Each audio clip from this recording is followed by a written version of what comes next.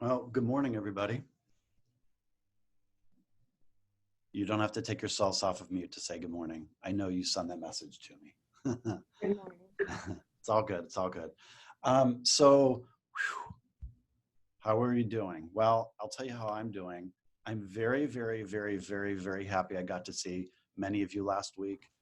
I'm very, very, very sad we're not doing it this week, but um, it's cool. I get to see your faces here, but I get to see you in real life last week. So I'll take what I can get. All good. Um, okay, well, this week is the last week of the uh, deep, in-depth, definition-y kind of content. Cognition's kind of tough to get through. I think there's only about 40 slides or so, something like that, 39, 40 slides. But we're going to be we're going to be defining certain key terms. We're going to take your knowledge of what you've learned in undergrad. We're going to build upon it in classic ways. We might challenge some perceptions of things, but we're going to look at it through our OT lens.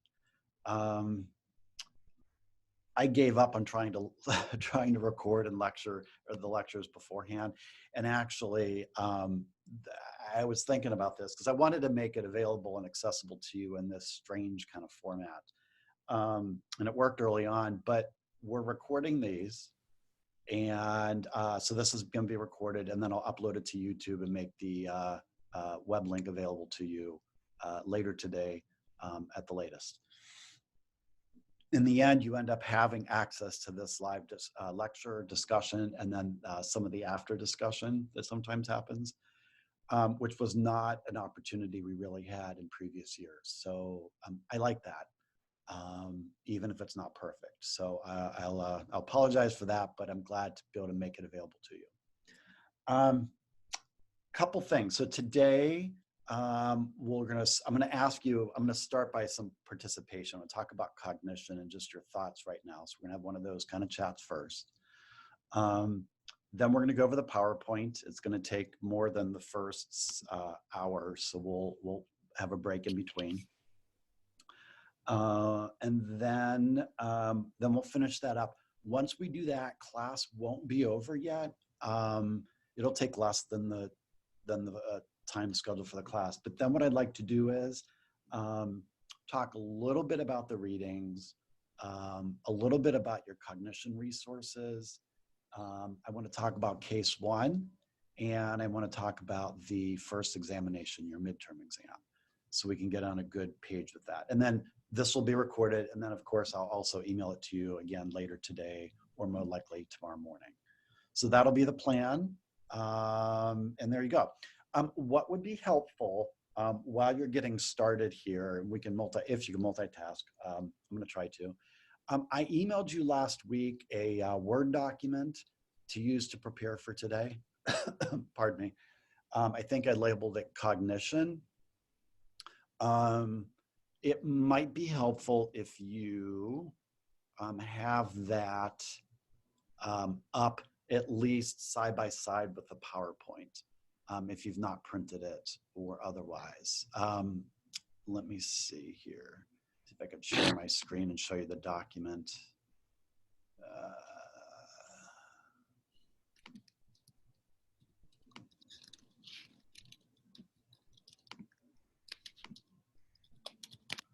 So this documents what I'm talking about. So it was from an email I sent last week. So go ahead and look that up, and then again, have it available because I think it'll help us kind of go through things. So I'm going to leave that up so you know what you're looking for, and you can go and pull that up. But if you can multitask, definitely a cognition task. I'm going to ask you some questions. There's a lot that I want to share. And like all these topics, I can easily talk a long time about it and tell you tons of stories and this and that.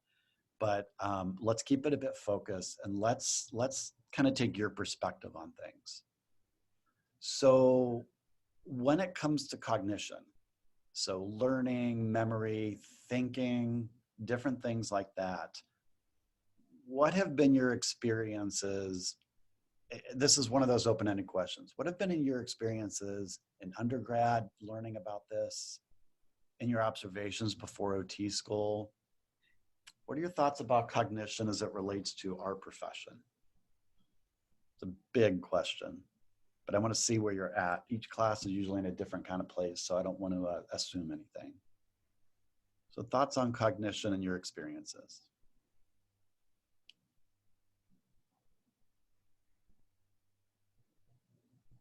With my share screen, I only see a couple people, so just go ahead and speak up.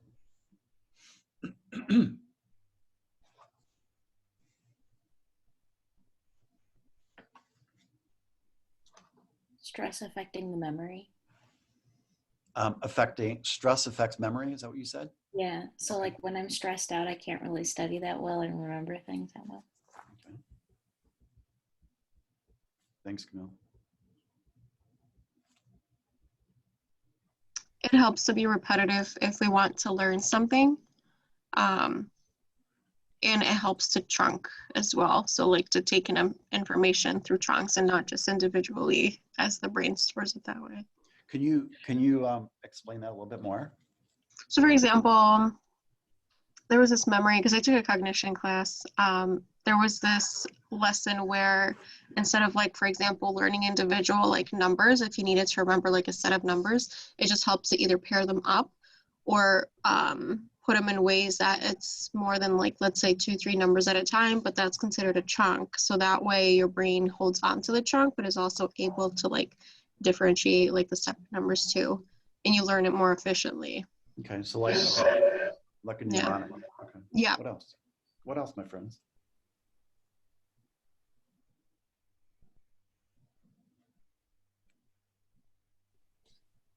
I remember things better if I write them down or if I write them like multiple times. So if I took notes in class, if I go back and like rewrite them on note cards or something, that would help me be able to remember it just going over the material.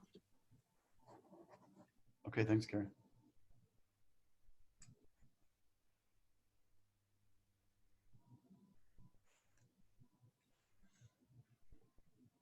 I think learning from hands-on experience is really important with that as well. Having that motor integration.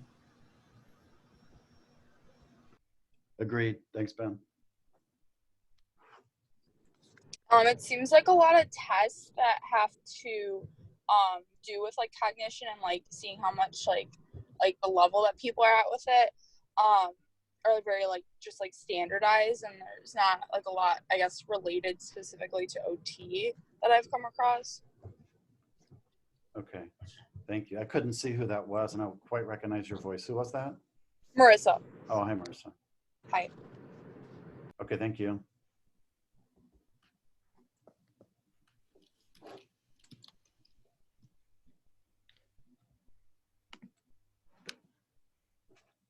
Other thoughts, my friends?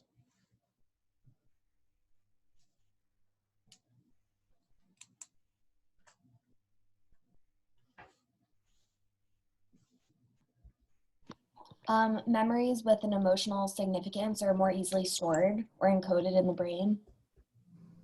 Sounds like we talked about that in neuro. Thank you, sir.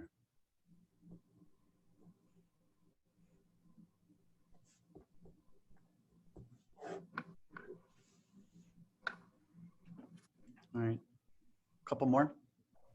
Sleep is really important for your memories. Absolutely.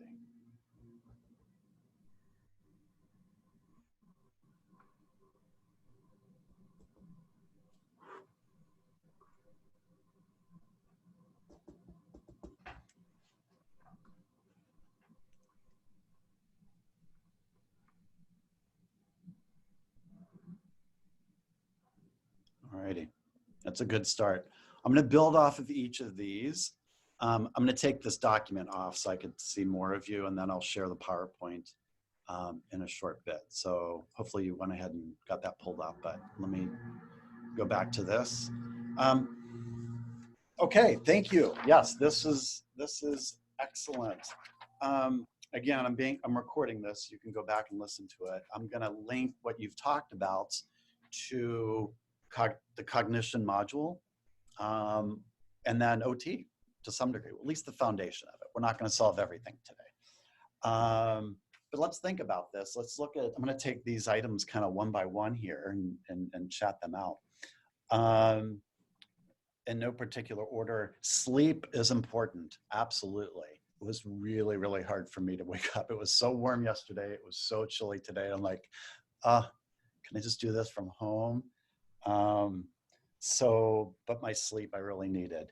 And think way back to the first day of class. We talked about REST, the acronym REST, random episodic silent thought. And this is this belief that what happens is the brain, part of that rewiring, restructuring, making sense of chaos, so to speak, happens when you're sleeping, like proper sleep. And this is important for us to reflect on ourselves, but obviously to some degree, every time we talk about something in this class, I'm thinking about the people that we're going to serve with our profession, right? Those that are going to receive our services, and say they can't sleep. If it affects me the way that it does, or the way it may affect you, right? However that is, imagine somebody who's also managing a condition or something else and this and that. So that could be a bit challenging. So sleep, definitely. Ben mentioned the hands-on experience, that physical aspect, especially if you're that type of learner. And there's evidence, if you've learned about it in undergrad or elsewhere, not so much going to talk about it today, that we also talked about repetition. Earlier, there was a mention about repetition, is that if you can repeat, and not just repeating, but if you can combine a, say, physical activity with a mnemonic or chunking things with auditory and then writing things down, right? The more ways you can do that, the stronger you're going to make that memory, especially if you're that psychomotor type of learner, right? Like Ben was mentioning. So definitely, and especially if it's a motor task, right? Because the motor tasks, when you're learning, remember praxis, there's a cognitive component to everything we do. Not so much with that automatic rote kind of stuff, those reflexes, but a lot of what we do comes from the central nervous system. Good. Let's see here. Camille started this off. She talked about stress affecting memory. Absolutely. We talked about the HPA axis. Remember talking about the HPA axis way back when, at the beginning of the class, and how the net result of this stressful, chronic stress type of scenario leads to changes within the cells that ultimately leads to how it's affecting, well, and she listed as memory, but we'll define these, but basically learning. It affects our cognition. Absolutely. So again, think of yourselves. This is part of the reason I asked how you're doing. I just want to gauge how you're doing. And also, if you're in a chronic stress situation, hopefully it's going to ease its way out and you have a break and then we start again next quarter.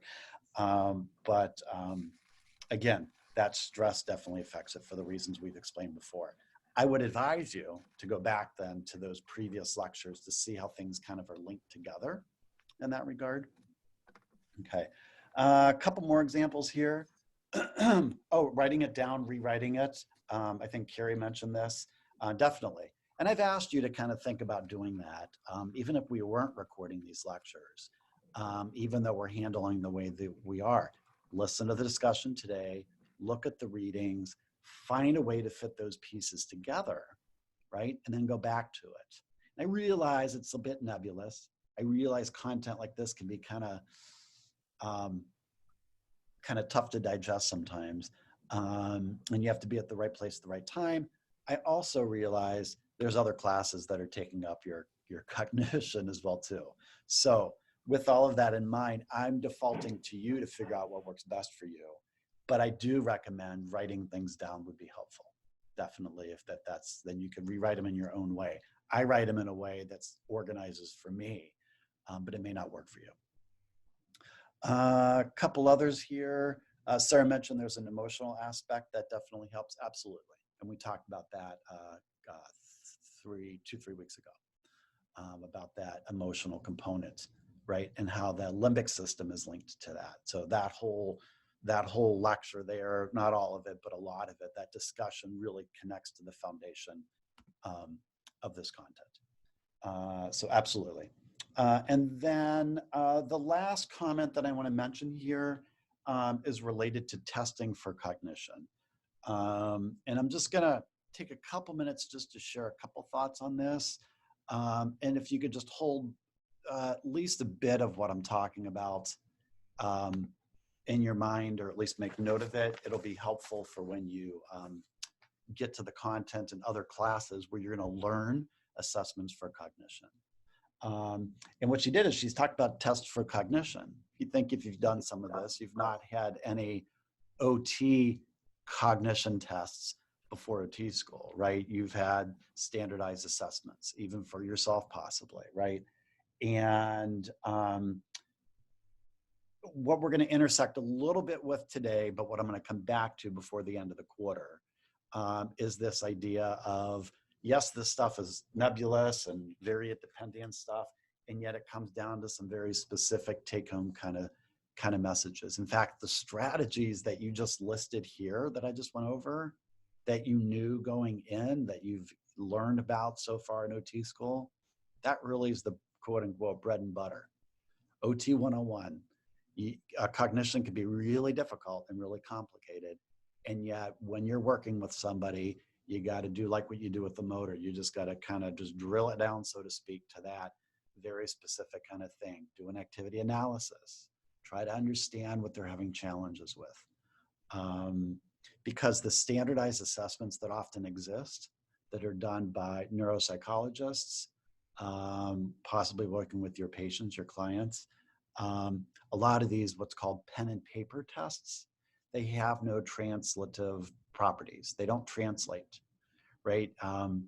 I've seen it, I've been there, I've done that. You may actually even learn some of these as well too. Because we navigate in this program, preparing you for quote unquote status quo. How can you, across the continuum from mental health challenges to pediatrics, to adults, to older adults, and anything and everything in between, how do we prepare you to be a practitioner in that regard, but also to advance the discussion of it, right? So that's kind of how this fits in. You can't, just like in motor performance, when you have a cooking activity, right? If you do the stovetop, I think, is what I've been using the last couple of weeks, right? If I cook on let's see if I can get the words right, the electric stovetop in the OT lab, does that guarantee I'll be able to work on my cook on my gas stove at home? So on some level, it depends. On another level, no. The only way you're going to know really is to watch me cook on my gas stovetop in my home. And when that's not possible, then you kind of figure out from there. Same thing with cognition. Same exact thing with cognition. You have to kind of see what that experience is.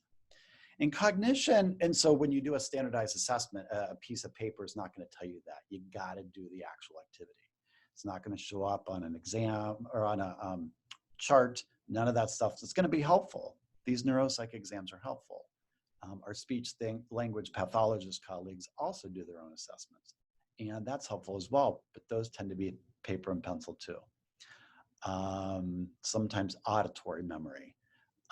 But in the end, we are the ones that have both the opportunity and obligation and responsibility to try to figure that out. But yet much easier said than done. We'll come back to that another time, but I do want to kind of think about this with cognition. You know, just like with motor performance, you get cognition is interesting, right? Because we'll get into the terms very, very shortly here. But when you think about this, if you ask me if I'm having any cognitive difficulties, it's just as an OT, Mark, how you doing? How you doing cognitively, right? Think about your interpersonal style that you're learning from Glenn, right? And I don't know if that's who you will be as a clinician or who you are now, but if you ask me that, and I'm the kind of person who's just not going to share that really with anybody, my answer is going to be, nah, I'm okay. But you observe me engaging in an activity that is either unsafe or not a good motor performance, right? Not a good adaptive response.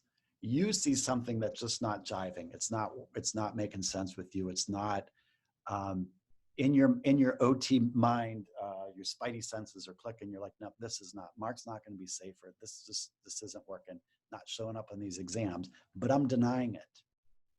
That's the reality of cognition. Even from an OT perspective is that, what do you do in that instance? There's no guidelines, there's no goalposts, there's nothing to really guide you. There's some documents, some terminology. I'm setting you up with that as best as possible. And when you get to your intervention classes next year, you're going to be solidly prepared for a lot.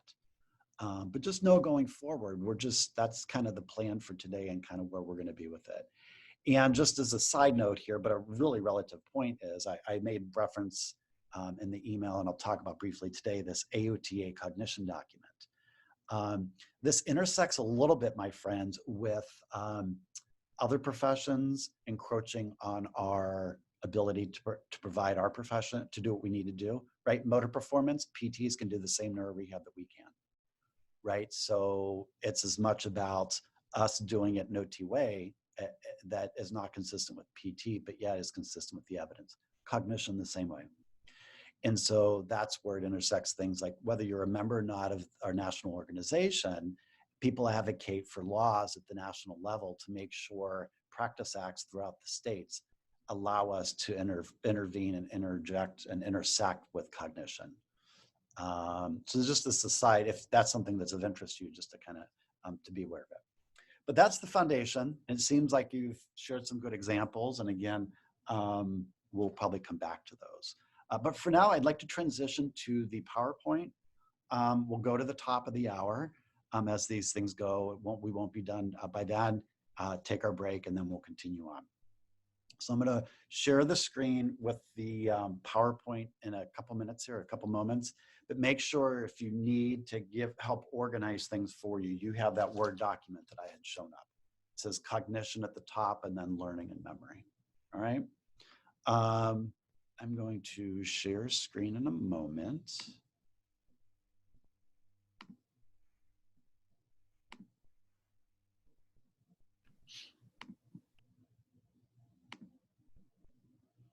All right, and hopefully y'all are seeing the whole big screen there and it's looking a big screen for you.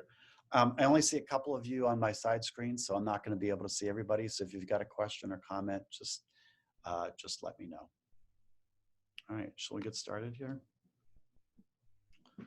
All right, so cognition and learning for our class. I'm going to move on. So what we're going to do now is kind of what we did with neuro with motor performance in our neuro class. And we're going to list definitions, okay? So when I'm listing these definitions, and I do this today, I'm not negating anything you've learned before, just kind of reframing it from our OT perspective. All right, so moving forward in this curriculum in particular, we're defining learning as the process by which we acquire knowledge about the world. And memory is the process by which that knowledge is encoded, stored, and retrieved. When we use the word in the context of OT, cognition is a combination of these.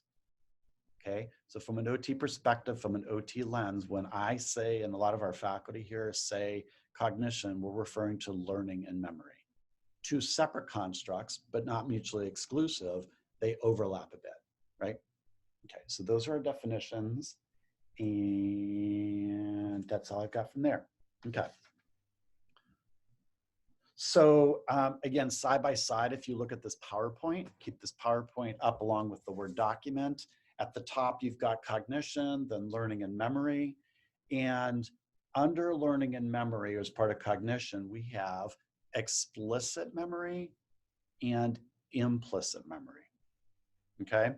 I don't have much to add here other than to make two comments.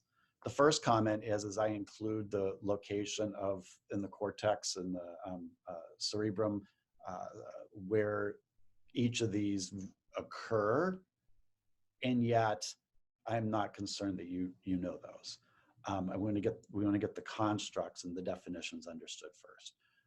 So let's not focus on those. Just kind of make note where they're at. Explicit is also known as declarative memory, and it's facts and events. Today is I had to look at my calendar. Today is October 15th, 2020. That is a fact.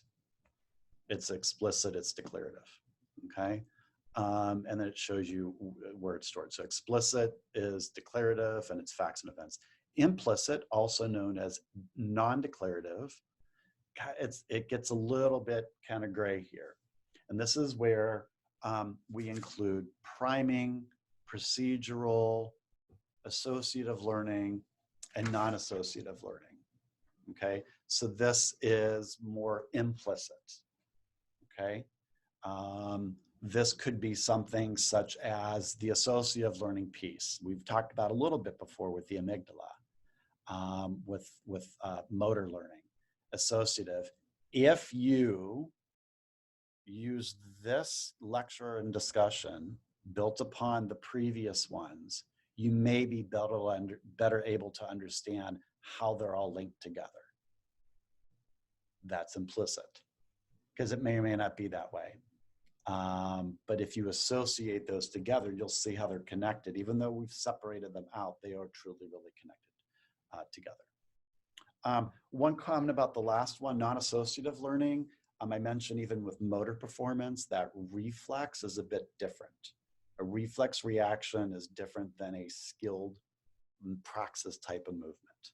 It's a habit, something that you do automatically. And just as a side note here, it's not going to come up in any of the, just to kind of link everything together a bit. This is the non-skilled type of movement. It won't help retrain the brain. It won't help cortical reorganization. Okay, so we want to stay towards explicit facts and these other types of associations to help people to learn. All right, so that is 2 forms of long-term memory. And yeah, that's it right there. Okay, so with that foundation, I have this mixed up a bit to kind of give you and me a breather. So this fits alongside that document, that Word document I gave you. But just a couple other comments really to talk about with memory here. More of an FYI than anything else.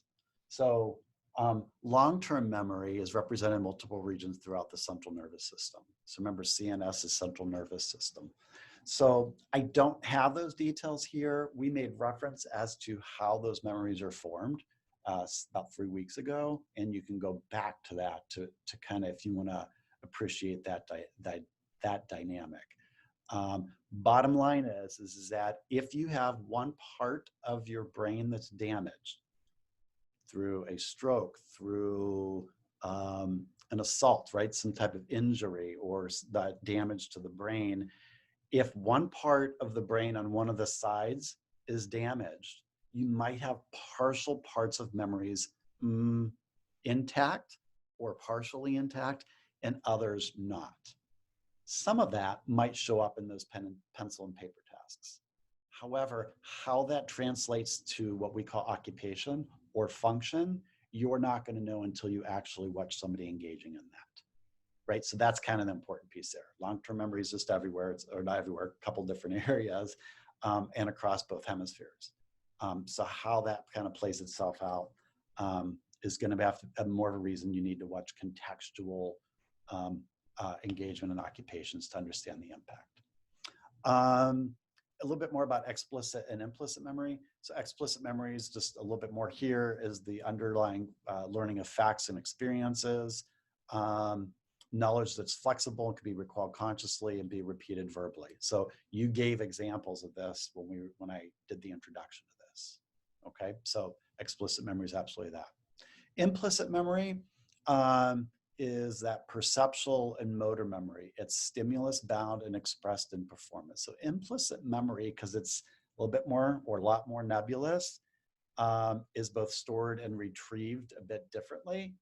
And when we say stimulus bound, that's that emotional kind of piece, right? So that sport that you play, or that that experience, that memory you have with did I use the example of the rose several weeks ago, right? The rose brings back a memory that takes me to this. That's implicit memory. It's stimulus bound.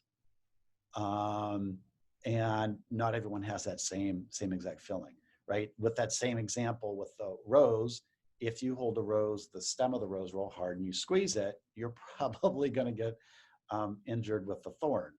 And so that explicit experience is a bit different. We would all experience it. How we feel the pain could be different, but that's kind of just a little bit more about how to navigate that. Okay, keeping on the same type of explanation kind of thing, and you made mention of this, one of y'all made mention of this at the beginning, what the brain's doing is really taking chaos to order. And to some degree, I would not be surprised if that's kind of what you're feeling, whether you label it or name it that way or not, at this point in time in this class, let alone in other classes. It will work itself out. You will get there, but you might be in this chaos, stressful type of situation. But let's look a little bit more at the slide here. So what's happening here? The brain consciously, unconsciously really works to create order, to make sense of things, right? Because when you don't understand something, you get frustrated or whatever, I don't want to label that, you do decide how that makes you feel. And that makes it hard to learn. And again, I gave examples as to why that could potentially be when we first started. Now, how does it do it? This is where we're going to go in a couple slides here. We're going to go, actually the next slide, we're going to go back to that Word document in a moment and explain what's on this slide.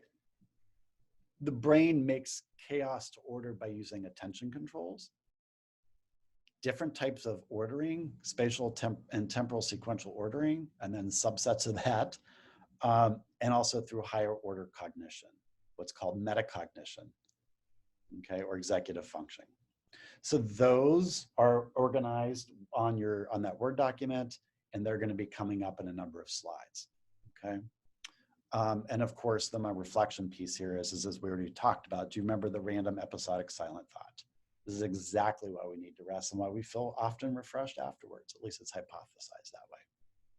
Okay, so chaos to order, and this is how the brain does it is through these attention controls and different types of ordering and stuff. So I'm going to take a brief moment here, catch my breath, but if you're looking at the Word document alongside this and you're hanging with me, I appreciate it, first of all. But second of all, you should see about maybe a quarter of the way down, it says attention controls, and then production controls and intake controls. Keep this with it because I'm going to go through these in the next little bit of chunk of time here. Okay, get ready. Okay, so attention controls. Here's the definition of them. They allow us to energize and regulate our thinking. They help us develop cognitive and academic effectiveness. They allow us to have behavioral control and adaptation, and that social interpersonal way for success. Brief comment here about the social piece, because we talked about that a little bit. We intersected this aspect of cognition when we talked about the hidden curriculum, or when some of your classmates were talking about, I remember one in particular, we were talking about the idea of watching how a child in this instance, nonverbal, was escalating and leading to self-injurious behavior. So recognizing that. So when we talked about in that context, that was very appropriate. You can go back to that if you prefer. In the context of cognition, it's an attention control. I don't care whether you label it that way or not. And actually, when we get to the exam piece, it's not even listed in the exam. The exam's much more straightforward than this. I just want to kind of put it out there so we know. Ultimately, we have to look at the behavior. It's really what it comes down to. However, coming back to this slide, all of these things are attention controls. Subcategories of the attention controls are mental energy controls, intake controls, and then output or production controls.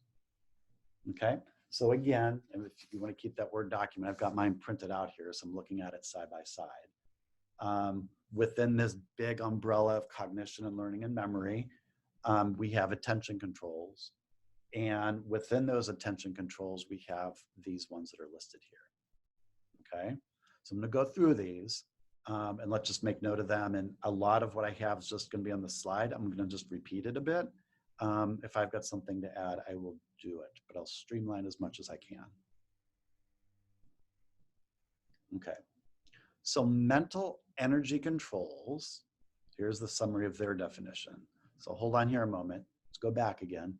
Attention controls, there's your definition. We're going to look at mental energy controls, that first sub-bullet point next. Okay? So mental energy controls, responsible for energizing our alertness and exerting mental effort. Okay, is the fuel needed for competency, productivity, and behavior control. It's the right amount of energy at the right time for what you need. Okay?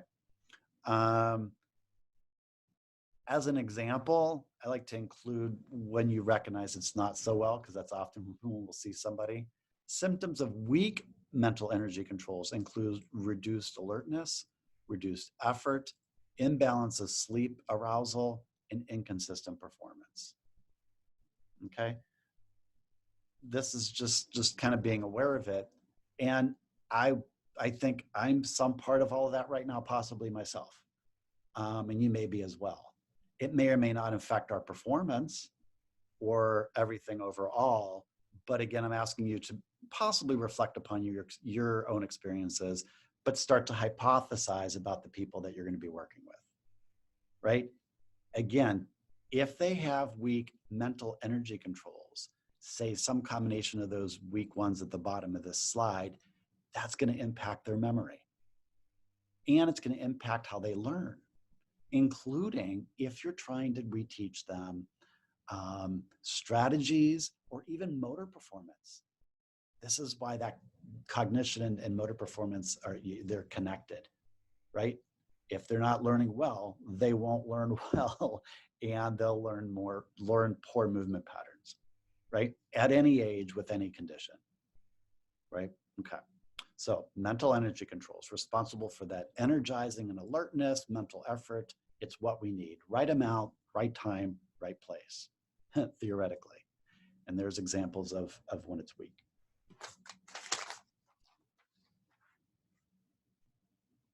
Okay. So again, now we're getting really deep in the content here. So I'm going to take a breather for a moment and make sure we're all in the same place. If you've got the Word document, if you're following with me here, we've moved from attention controls to mental energy, and now we're talking about intake controls. So when you take information in, this is how it's controlled. Okay, so that's going to be the next upcoming slides here. 4 of them are listed here, and then I'm going to go over them. If you're following also on the PowerPoint slide, we're on this slide, but hang on. We're in the second, I'm pointing to it, you can't see it. We're on the second bullet point, the intake controls. Okay? Okay, so intake controls are the processing aspects of attention. They're the ones specifically responsible for the brain's awareness and absorption of relevant information, right? 4 of them exist: saliency determination, depth and detail control, focal maintenance, and satisfaction level control.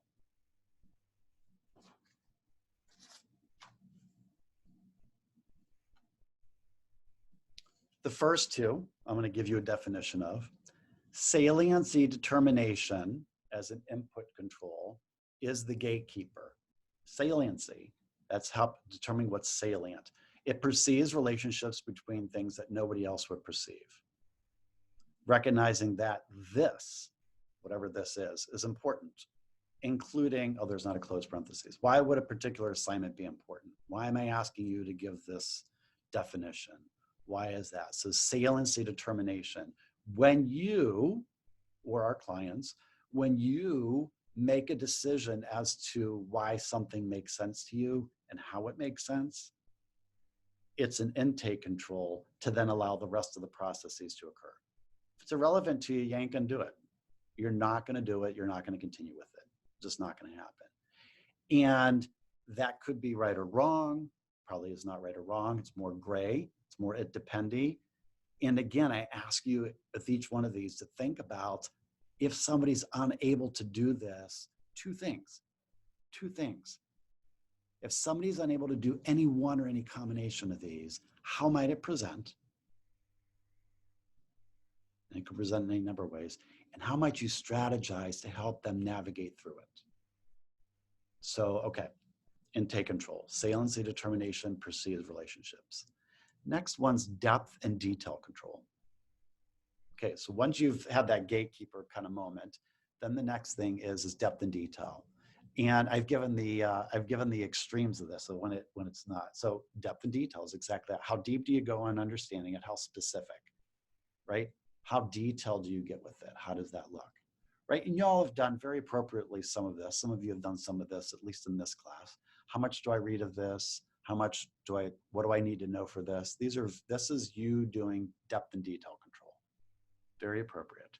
So and again, within the wide range of normal here, if it's too deep, you're too much in depth, this might reflect a perfectionistic or detail-oriented approach. And even in the wide range of normal, it might mean, in air quotes, that this person can't collaborate easily with global learners. Big picture, global learner or global educator. I think I tend to default to that and don't focus in the minutia. And that doesn't mean if you do that's wrong or bad, just to know that. So too deep like that. Too superficial might show up as that there's no details at all. Maybe that's how I made some of my mistakes and how I was preparing and teaching for this class. There's something very obvious I need to learn here, but I haven't. So too superficial, no details, careless errors. Okay, so an intake control could be something like that. Okay, let's do just a hypothetical. I don't want to get too far away from the slides. Let's do a hypothetical here. Saliency determination, depth and detail control. A couple weeks ago, 3 weeks ago, I was talking about crossing the street, talking about vision and perception and making decisions about crossing the street. Let's say my saliency determination is I look, I see that there's very little traffic, and I look up and I see the countdown across the street, and I see I think I have enough time to do that. And I start to cross the street, but because of my visual perception on that left side, just think back, hopefully you're holding onto that a little bit, is not that good. My brain's not seeing or processing everything that's there, right? I might have a visual inattention or something. I don't have enough detail control. I might make a careless error and not look to the left.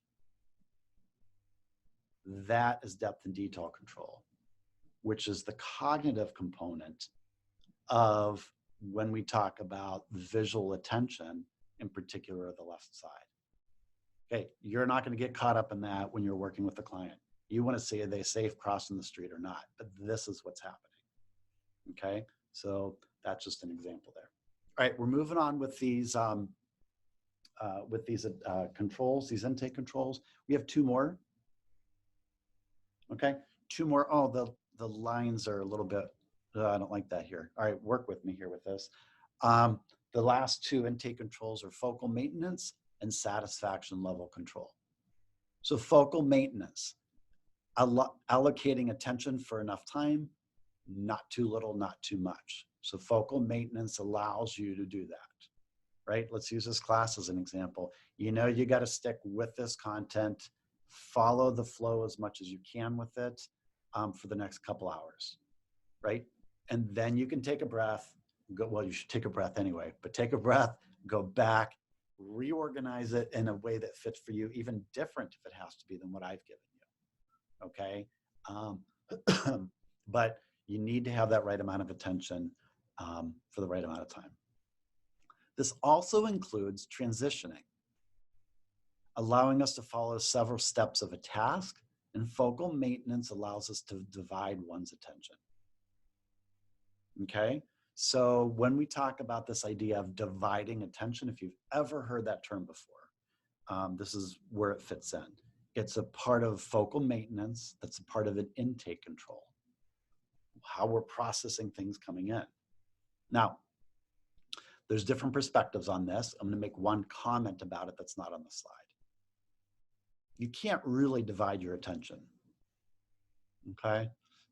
You cannot pay full attention to two different things.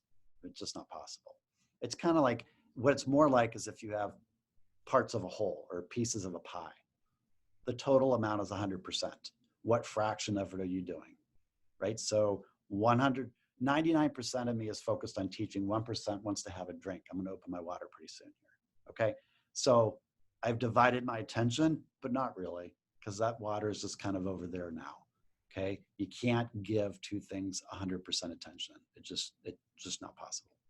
Now, I ask again, think about not just the wide range of normal, but those persons that we might be working with who can't even do some of these basic things and attend to one thing at a time, let alone two. So kind of this is the background, but a take-home message here is you got to keep it simple for your clients. Be very clear, enunciate. I know I kind of babble from time to time and I don't slow down, and give them an opportunity to respond. Say, oh, I kind of changed the speed of the discussion there. That allows the person that we're working with to process a little bit better. Okay, that's focal maintenance. And then the last one is satisfaction level control. This is the last of those pardon me, intake controls. It's so satisfaction, how satisfied are you with something basically? I've noted here on the definition, weaknesses are often seen as tendencies towards instability. This is just globally. For certain things, I might feel new highs. For other things, I don't. So depending upon the condition I'm working with or the wide range of normal, how I or you or your client is satisfied with something is going to help to determine something cognitively. Let me give you an example here. I used a little bit of an example with motor performance, but I want to make sure we're all hearing the same thing. And it comes from a research project that I've been doing. I'm working with a gentleman who had a stroke and his dominant hand was injured. And I remember we were doing assessments and stuff like that. And one of them asked him what his satisfaction is. It's an assessment you're going to learn about the Canadian Occupational Performance Measure. You'll learn about that coming up in the near future. So anyway, you're supposed to ask somebody, how well are you able to do this task, or ADL, activity daily living, and how satisfied are you with it? And I remember he's a very, very tall guy. You've seen my height. I'm average kind of height. He's like 6'3", 6'4". And he's looking down at me and he says, I'll never be happy unless I have complete movement of my hand again. Okay, that's the story in my mind. And just if it helps you, his intake control, his satisfaction level control is that. It's not wrong. I might be the same way, but I remember that example very clearly as that's at. And so I think we have to be careful. I'm giving you these definitions, but this is where that intangible piece comes in. Your interpersonal style, a lot of what you're learning about in Glenn's class, and some of how you're also intersecting what you're doing in Kim's class, especially with what's going to come up this next week. Oh, and by the way, the papers turned out okay, I think, right? I talked to her about it yesterday. She's liking what she's reading, so I told you it'd all be fine. It's all good. Okay, so the last two slides included the 4 intake controls. I'm going to go back one more time while we're talking about it. And then we're going to take a break. Okay, see, it's the top of the hour. Okay, so I'm going to go back a couple slides here. Our intake controls. what allows us to process what's happening, what's coming into us and making sense of, are saliency determination, depth and detail, focal maintenance, and satisfaction level control. And then here they are. Saliency allows us to perceive relationships. It's the gatekeeper. Depth and detail, pretty straightforward. Focal maintenance, just the right amount of focus for just the right amount of time, including that divided attention aspect. And then finally, satisfaction level control. How do we feel about that? Okay, so what we're gonna do next is take a break. We'll take a break, we'll come back in, how about at 10:10, and then we'll talk about output controls. All right, take a break, see you shortly.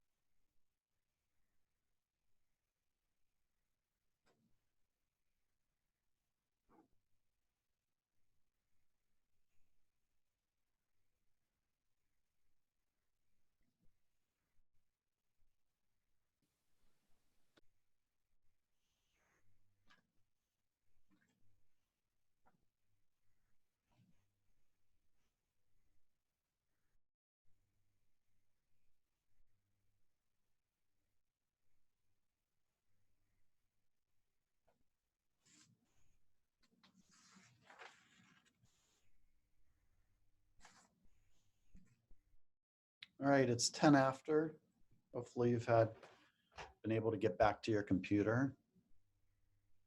I see everyone's still on, so that's good. So I'm going to go ahead and move forward. And if you're following with that Word document, we've gone through the intake controls. Now we're on the output controls or production controls. Okay, so the other ones were all part of how you take in information. These three are based upon, or these output controls are based upon, well, there's three of them, what actually occurs going out. Nothing more to add there. Okay. So there are three forms of output or production. There's behavioral output, there's social output, and there's academic output. And I want to make a note here, which we'll talk about in the next slide, that output controls are largely refined during adolescence. I'll explain the details of how that happens. So I don't have anything additional to add about behavioral, social, and academic output. They pretty much speak for themselves. I will just kind of make a couple comments. Right, if all those intake controls lead to, let's say, your performance in this class or in the OT program or something like that, that would be how your intake or attention controls lead to academic output. It shows up in your grade point average or how you do on the certification exam and so on and so forth. That's academic output. Social output, kind of nebulous, right? Another one of those nebulous kind of things. On some level, it is what it is, but it's that social interaction piece based upon how you have an input control. Okay. On one basic level, it's communicative. In other ways, like our child example from several weeks ago, it could be non-communicative, right? And it's our part to kind of pick that apart, to kind of see that, to kind of look to see what's happening with our activity analysis and our observation skills. Right? No matter how we look at this, it's really what it comes down to. Those other skills, as I've mentioned when this class started, that you're learning elsewhere to help us get better at understanding that. And then, of course, then behavior. Now, behavioral output, behavior in this instance, the best example of a behavior is an observed behavior, also known as an adaptive response or an adaptive behavior. So, the summary of what we talked about, one of the take-home messages in the question on your midterm exam, your first exam, is how do you describe in your own words that idea of an adaptive behavior and adaptive response? And that, obviously, we know through praxis has a praxis component, and praxis involves cognition. Cognition involves intake controls that leads to output. So it's kind of a full circle. I've never figured out how to do the visual for that. If somebody's really good at that, that probably might help me, but not one of my strengths. Okay, so those are our three output controls. Usually refined are largely refined during adolescence. So why adolescence? The sensory motor brain regions become fully myelinated in early life. So we talked about it a little bit when we talked about development in utero on one of the slides, but not beyond that. So by late teenage years, early adulthood, okay? Myelination is that the guardrails, so to speak, that allow the sheath that goes along the neurons, the length of them to allow something to be communicated quickly or not, right? To message to go from the central nervous system to the musculoskeletal system. Okay, so that's part of the reason we refine, especially motor skills within as we're growing up, especially in our teenage or adolescent years. The axons in our frontal cortex continue to be myelinated well into adolescence. Okay, so frontal cortex being the actual frontal lobe itself, and that increases transmission speed of neuronal information. So it's not formed at birth, and it happens through experience. And the more experience, the more good experience, the more skilled experience, the more effective you're going to be able to do motor activity or fine-tune this. However, there's a couple things kind of going on. I don't know if you see on the video, I'm kind of doing this balance kind of thing here. Synaptic pruning occurs during adolescence. And I'll explain that in a moment if you've not heard of it, or even if you have, you remembered or not. It results in a net decrease in synaptic density in the frontal lobes, and there's cognitive implications.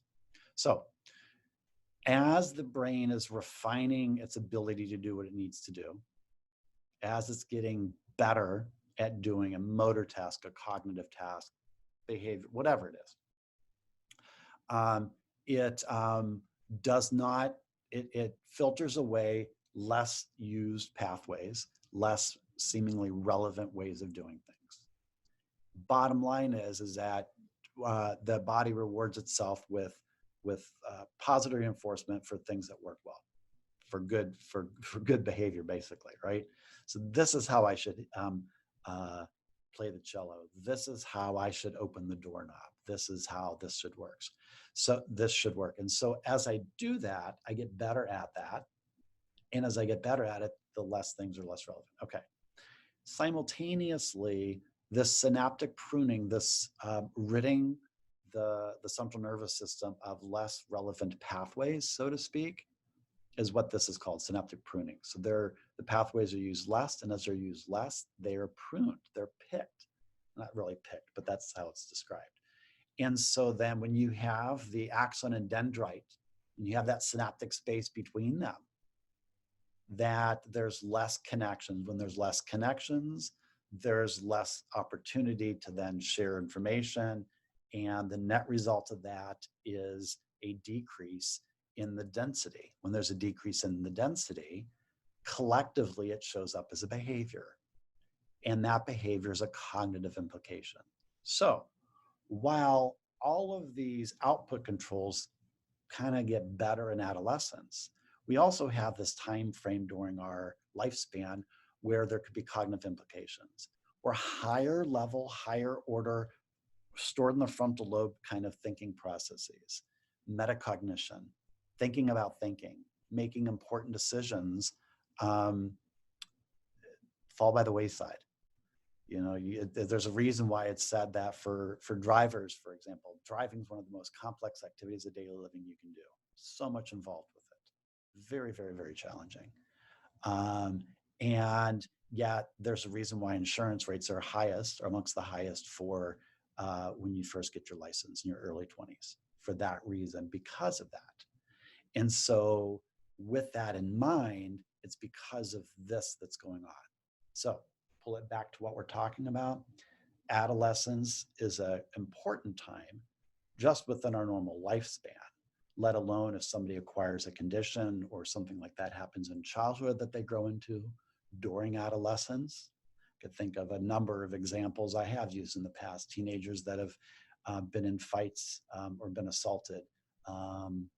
Another one that we've had, a young woman who used to come to our class, still might in your conditions class, depending on how that looks, where she was an unrestrained passenger in a drag race. And she had a brain injury, got thrown out of the window and had frontal lobe, and she was exactly, this is what we're talking about. Like if there was a way to have recorded her at that time, that would have been great. Unfortunately not, but she does tell her story quite well. So basically adolescence, this is that pruning. So there's a complex thing going on, but the bottom line is it's also the same time that our output controls are being fine-tuned. Okay. Within output controls, we have subsections. Okay, so let's just take a breather here. If you've got the word document kind of somewhere, mine's all wrinkly, but if you've got that, now's the time to look at it. I'm going to take you to the middle section of it. This is the last bit of these subsections of controls.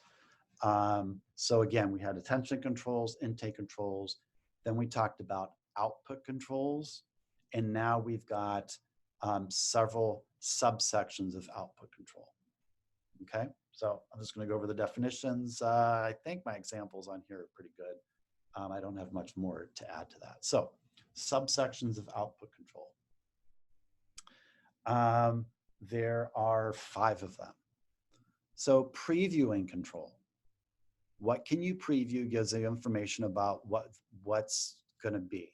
Answers questions such as what if. Allows us to see ahead and estimate skills in math. It allows us to be prepared, to predicate, to think about that, to have foresight.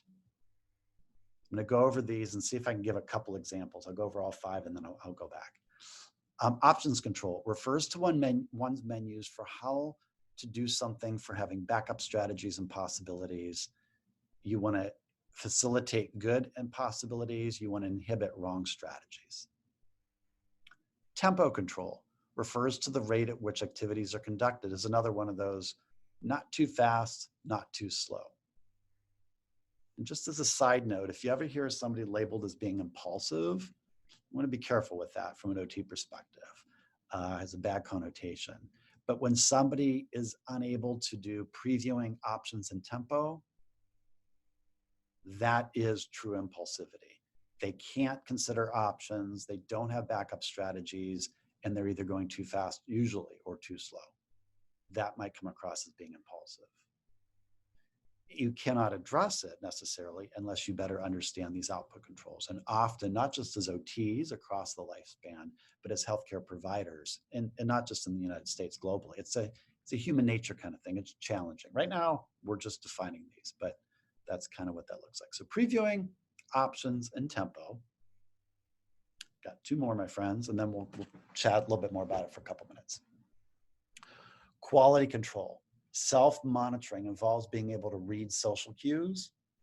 I would advise you then to go back to that when we were talking about that part of that discussion about the hidden curriculum. That's part of that intersection, this discussion here. Checking one's behaviors or actions, or interpreting feedback from others.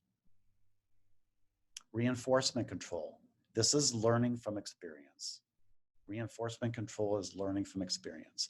Future choices are based upon previous successes or failures. Could be listed, labeled as hindsight. And if you could preview and have foresight and good reinforcement in hindsight, you're often, this is what's labeled as having excellent judgment. Just as an aside here. Okay, so these are, you don't have to memorize them. These are, and of course, you don't have to understand it to the depth, to the nth degree necessarily.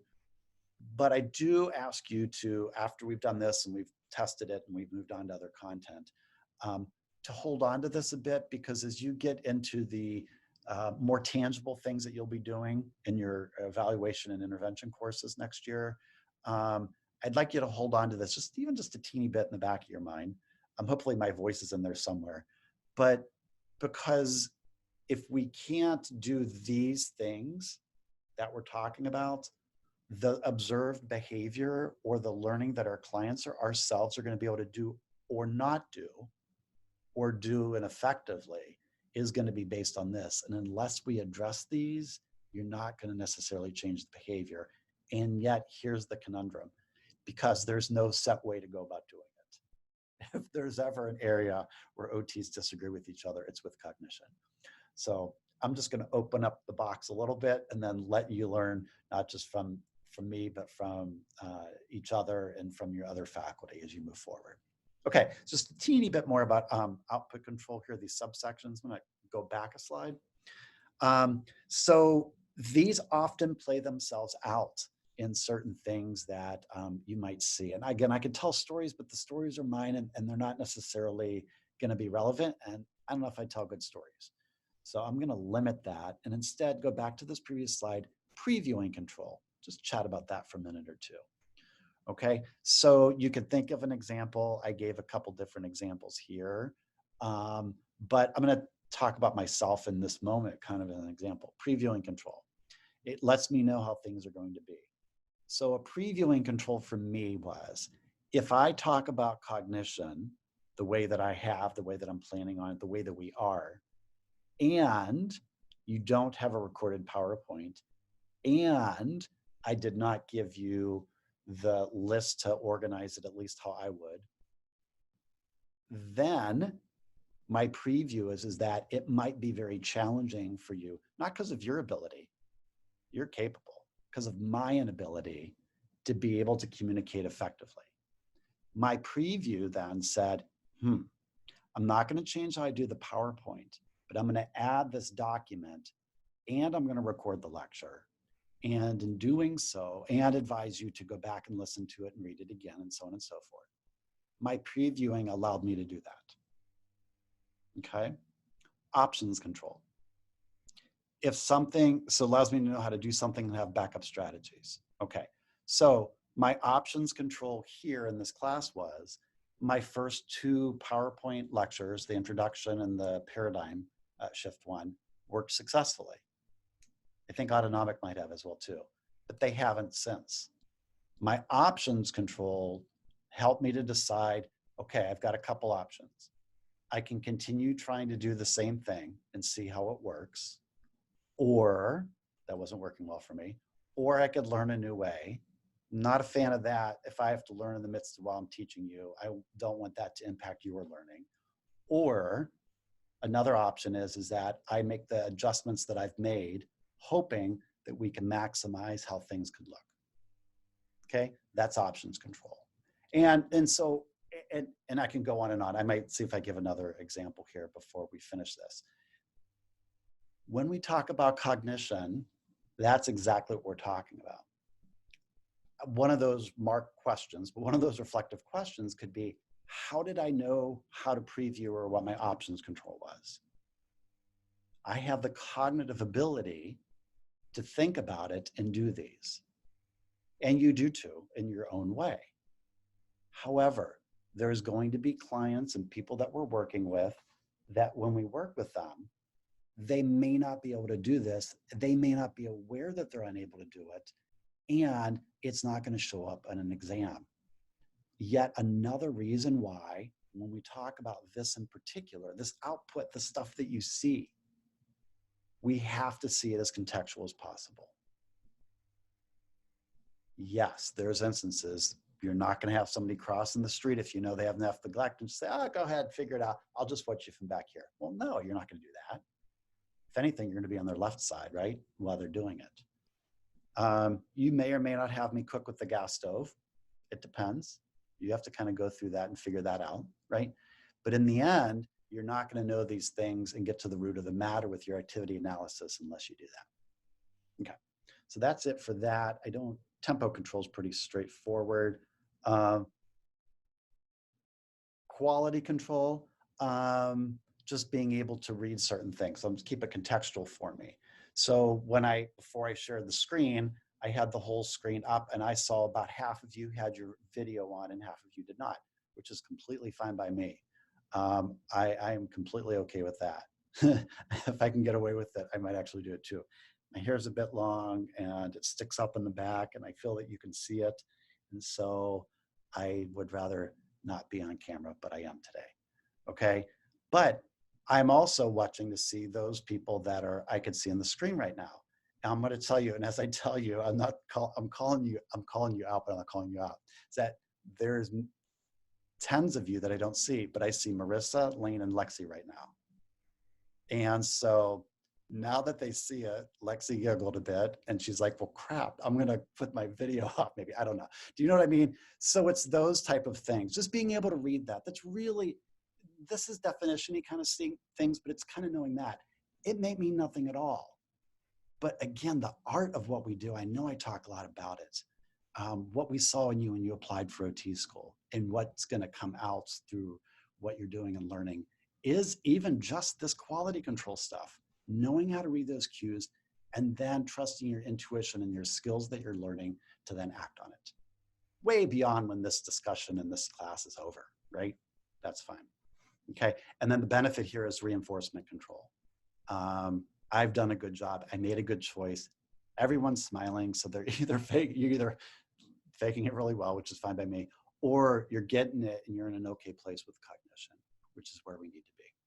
Okay, enough of that stuff. That was a lot. All right, so let's, okay, you know how I say let's have some fun in neuro, and like it is, but it maybe isn't. Let's have some fun. All right, so if you've looked ahead at the PowerPoint, you see what's going to happen, but play along with me. Just go along with me for fun. If you've got a piece of paper with you, in a moment, don't do anything yet. Take it out, take something to write with, and get ready.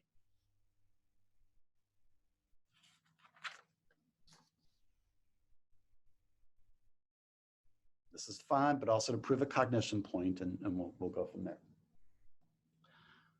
Okay, so you're gonna have short time to view a photograph. I'm probably gonna give you just maybe, I'll track it 15, 20 seconds or so. Then I'm gonna give you a minute to replicate what you see. And then that's it. Your directions to be as complete as you can be.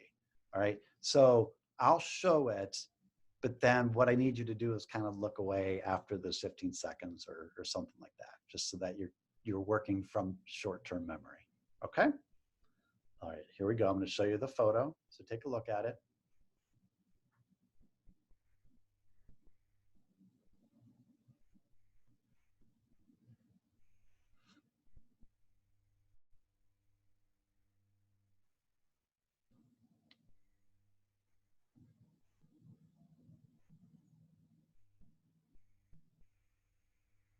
Couple more seconds.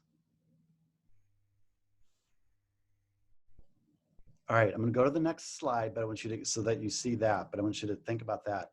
Take a minute to replicate, to draw what you saw. So go ahead and do that.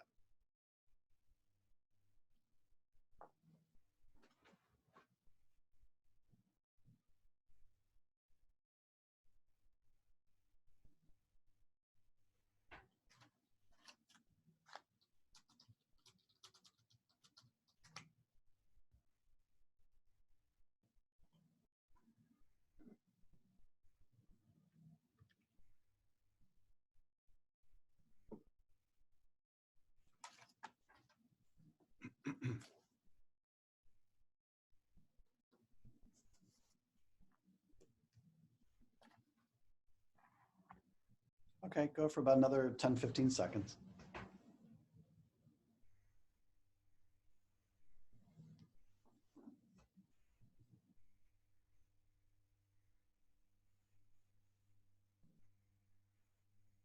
I see some smiles, so I'm never quite sure what that means with this exercise.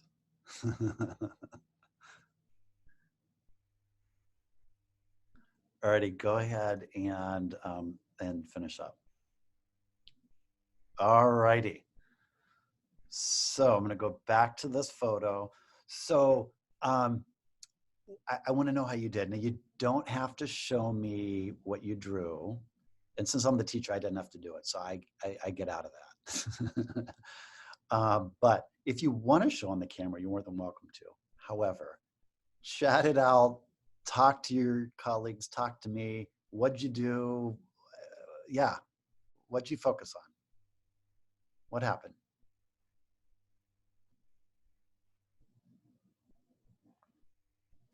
I'll show you guys mine. Way to go, Sydney. Okay, so can you see? It's on the back of this, of your sheet. Okay. Okay, hold on, let's do this.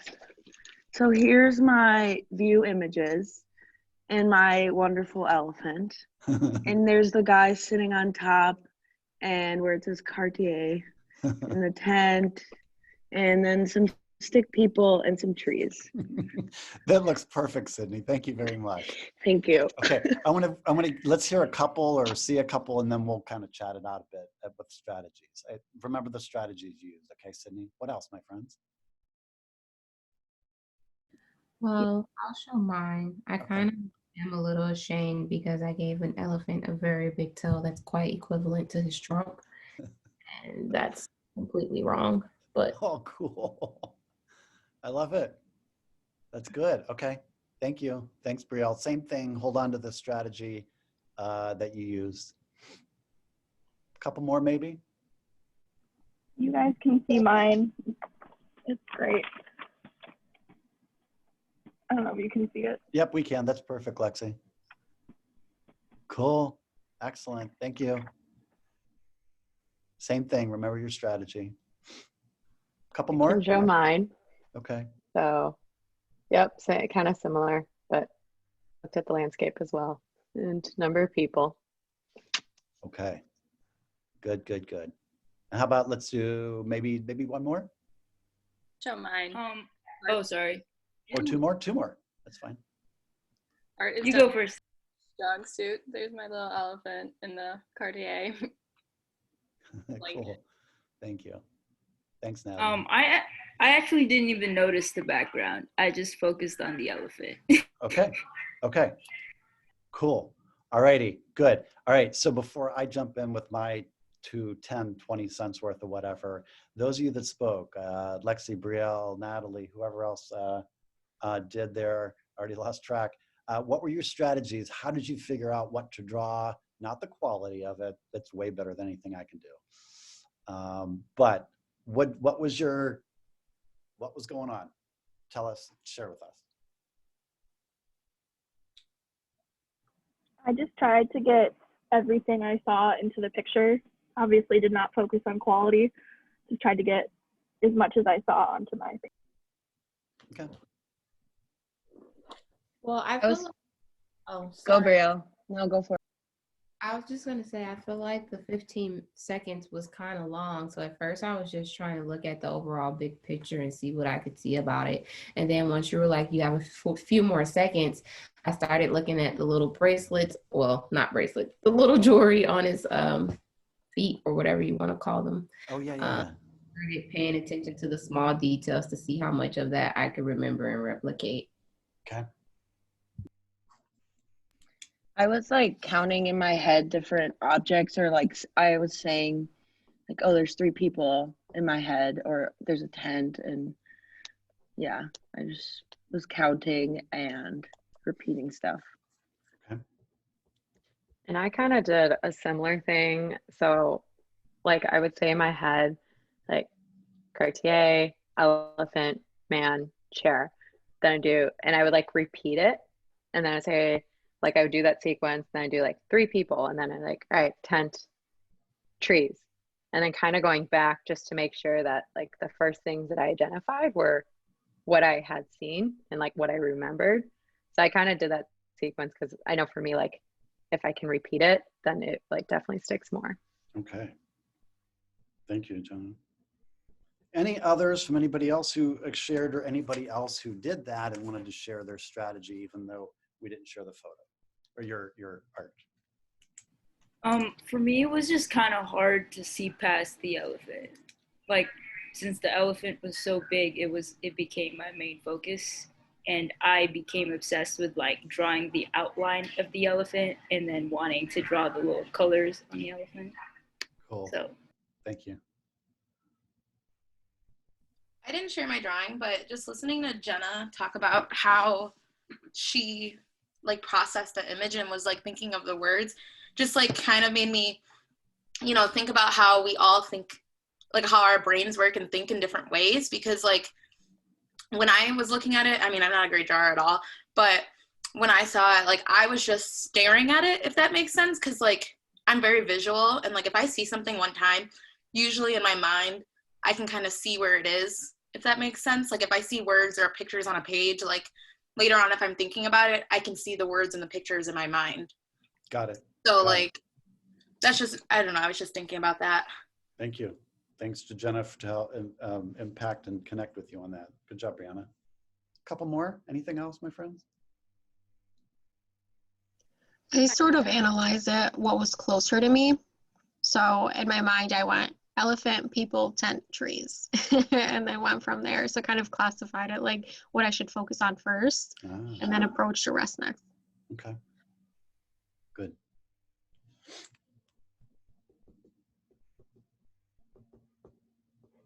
Y'all good? Anything else right now? Okay. So guess what? That's what it's all about.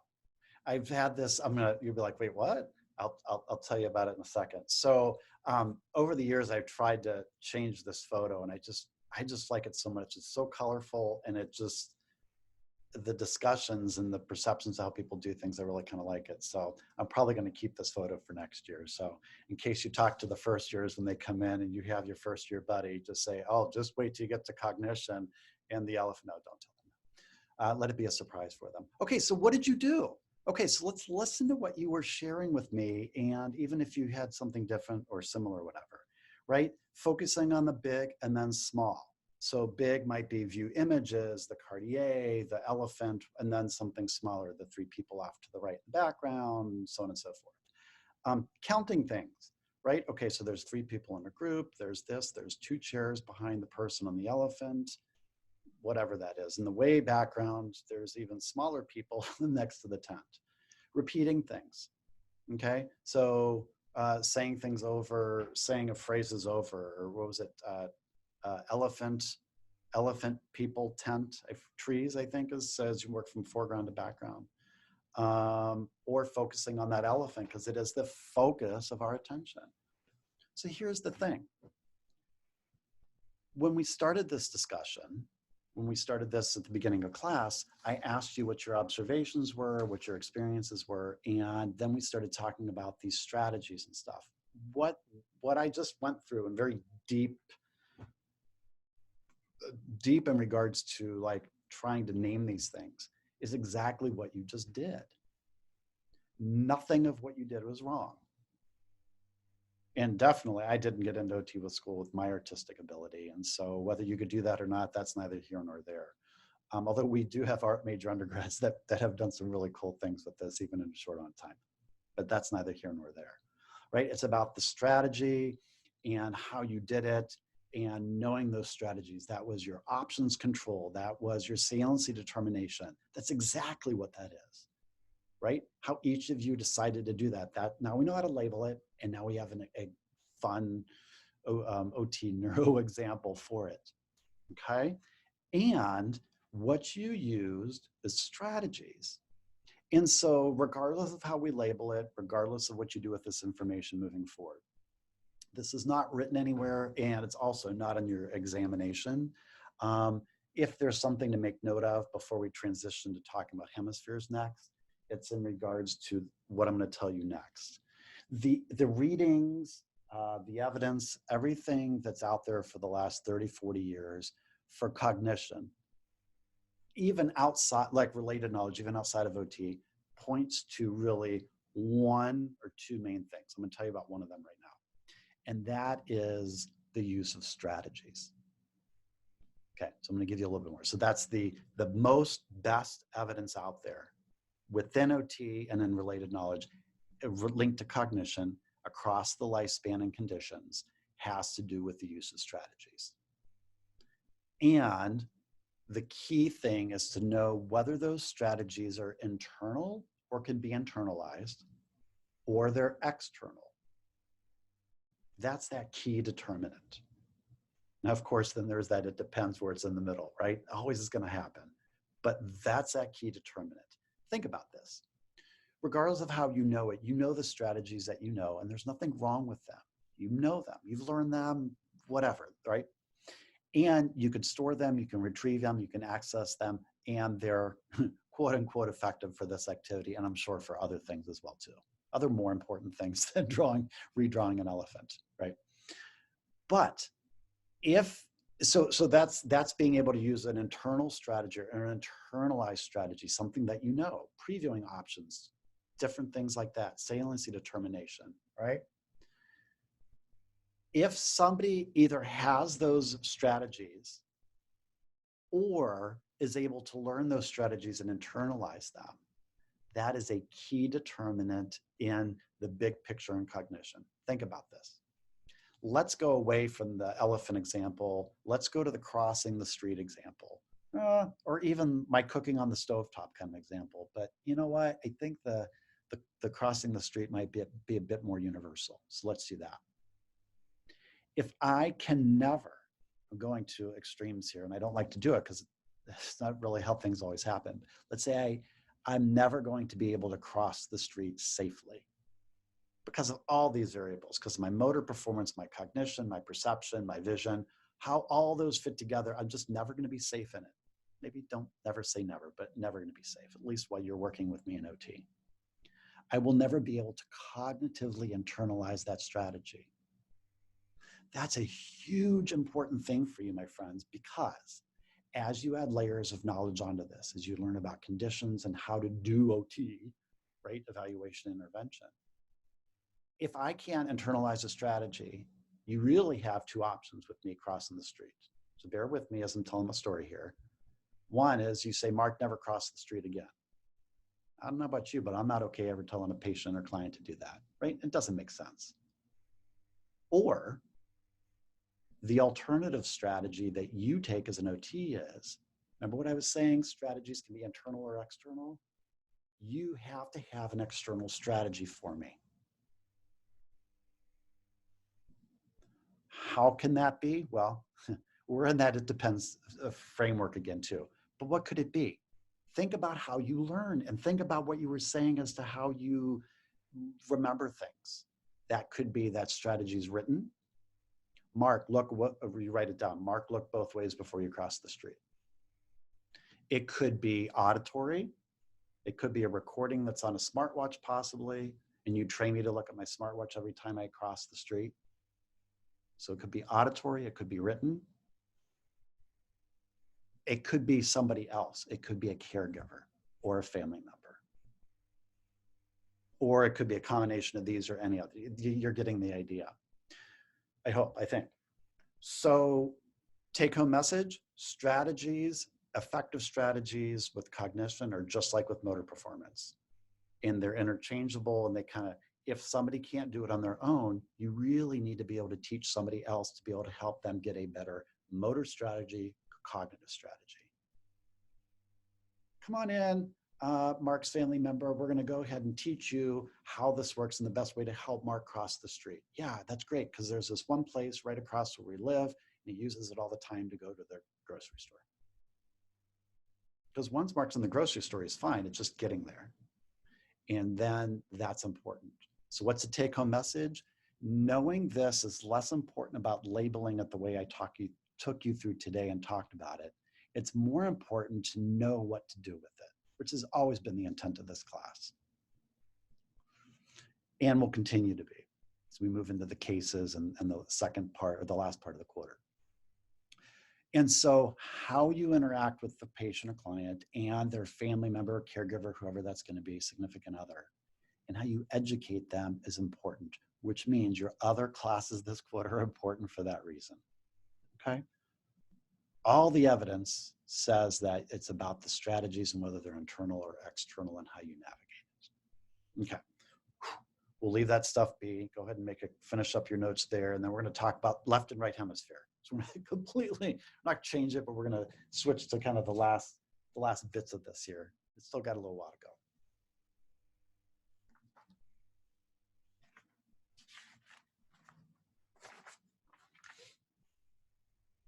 go. Okay. So as we move forward, what I've done here is, and it's going to go in a flow from left hemisphere to right hemisphere. But on the slide, or on the Word document, that page I sent you, I talk about characteristics and deficits, okay? So all I'm asking you to do now for the context of this for our classes, and hopefully a lot of this is review for you, but we're just reframing it from an OT perspective, big picture for left and right hemisphere, okay? So for cognition, so left hemisphere, generally, this is not always 100%, but left hemisphere generally more focal, more precise organization. It's dependent on connecting inter and intra-hemispheric fibers, so across the corpus callosum and within the hemisphere. And in the left hemisphere, once a skill, something is learned, it's localized less and less dependent on multiple inputs, right? So very focal, it's like what we've been hypothesizing about with motor performance, less brain activation to get something done. Loosely, that's left hemisphere. And related to that, there's unique characteristics with cognitive style and then perception and cognition. So cognitive style. This is the approach used in processing information. It allows one to perceive and include VM is visual motor details. So cognitive style of the left hemisphere allows one to perceive or include visual motor details. It's the minutia.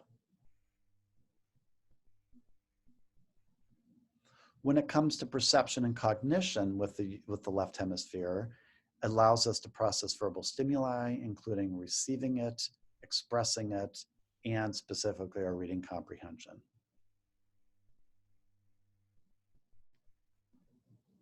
There's subsections of parts of the cerebral cortex that are specifically responsible for it, but I'm not going to go over them right now. Perception and cognition, mathematical calculations as well. It fits with that very specific, detailed thing. It does have a role in perception expression of positive emotions and positive facial expressions.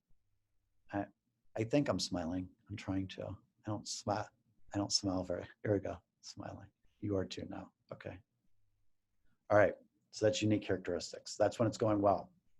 When it's not going well, big picture now. So just make note of it. These are good slides. Again, you're going to add more knowledge to this in future classes. Speech language deficits, and of course, poor reading comprehension. Poor memory for details, makes sense.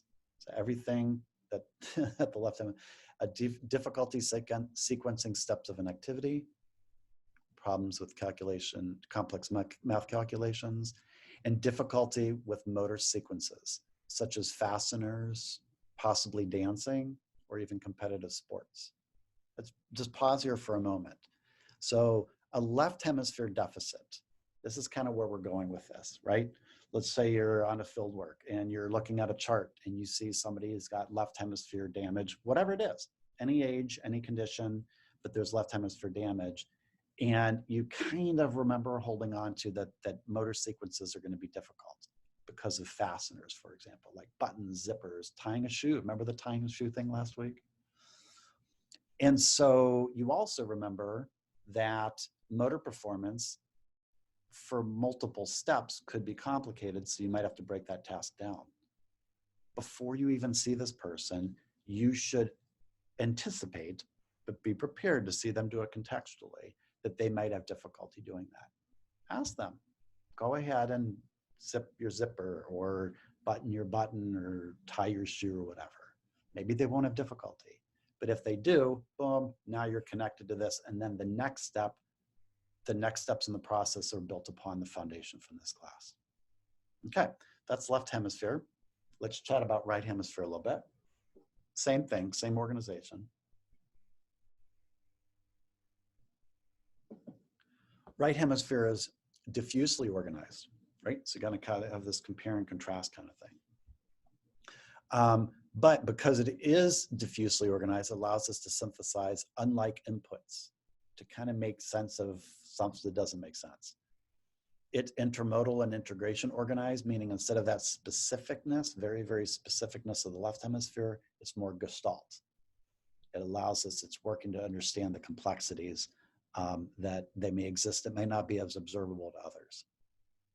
And those fibers type of piece is dependent on connecting fibers for both learning and skill maintenance. So right hemisphere is doing a lot more big picture kind of stuff. A little bit more about cognitive style. It allows us to do simultaneous processing We could do multiple things at once. Not the same as divided attention. So I could do simultaneous types of things, but so processing things simultaneously. Again, it's holistic, gestalt, it's that intuition, it's the big picture. I can consider several alternatives at once. This is where options control comes in. If you're making notes here, make a note about options control. If you don't remember what that is, go back to the slide afterwards, and you can see how that kind of connects with right hemisphere. And can identify and distinguish between different sensory inputs. Here's the difficulties deficits list. And this is just not the entire list for either of these, but just to give you an idea. Difficulties with organizing and synthesizing information, understanding mathematical concepts. Okay, so this could be a little bit different than complex math. So this in the right hemisphere is more like 1 + 1 is 2. But 1 + 1 + 2 - 2 is also 2. I think. Did I do that? Yeah. Right? So being able to understand and appreciate that, right? Letter and name recognition, difficulties with focused speech, being able to construct things, draw things, do puzzles, and judgments about personal space and boundaries. Okay, let's just talk about these deficits for a moment. We talked about this, the deficits related to hidden curriculum a little bit. This intersects that limbic system aspect, which is across multiple regions of the brain. Being able to judge that space, right? Nowadays, it's a bit different because we need to have that physical distancing between ourselves to minimize things. But being able to determine that's right hemisphere, not good judgments with that. Same thing with focused speech. Tangential is, I tend to be tangential at times. I apologize for that. But you ask them, I'm looking outside, so usually it's like, what color is the sky? And make sure it's blue. Yeah, the sky's blue here. What color is the sky? Well, outside, Mark, there's 3 trees that are out there and they still have their leaves, but the leaves are changing. What color is the sky? So that building that's across, that's what happens with tangential. That person can't focus. That's right hemisphere deficit. Okay. And the piece about constructional tasks and drawing and puzzles and stuff, that might show up on pencil and paper tasks or exams or tests with the pediatric or adult populations. You'll learn these as time goes on. But remember, there's a limit to them. So we can identify, yep, they're having difficulty doing that and replicating it. And we probably know from the chart, it's a right hemisphere deficit. Doesn't tell us if it's actually impacting how they're doing their day-to-day activities. Okay, so that is left hemisphere, right hemisphere.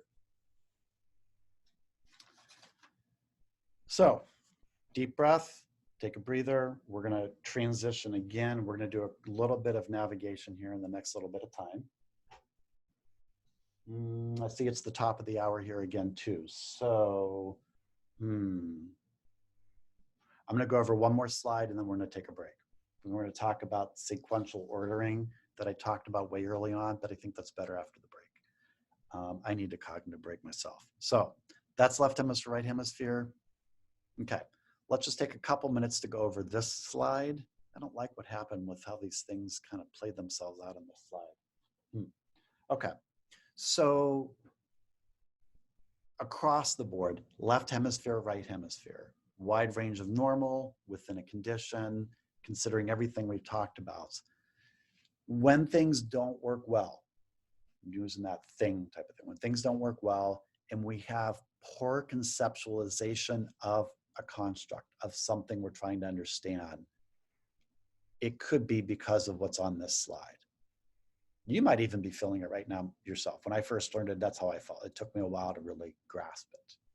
Okay, if I don't understand a concept, I'm not gonna be able to learn it, right? This applies to our clients as well too. So just some things to just kind of make note of, and then we'll let this slide be.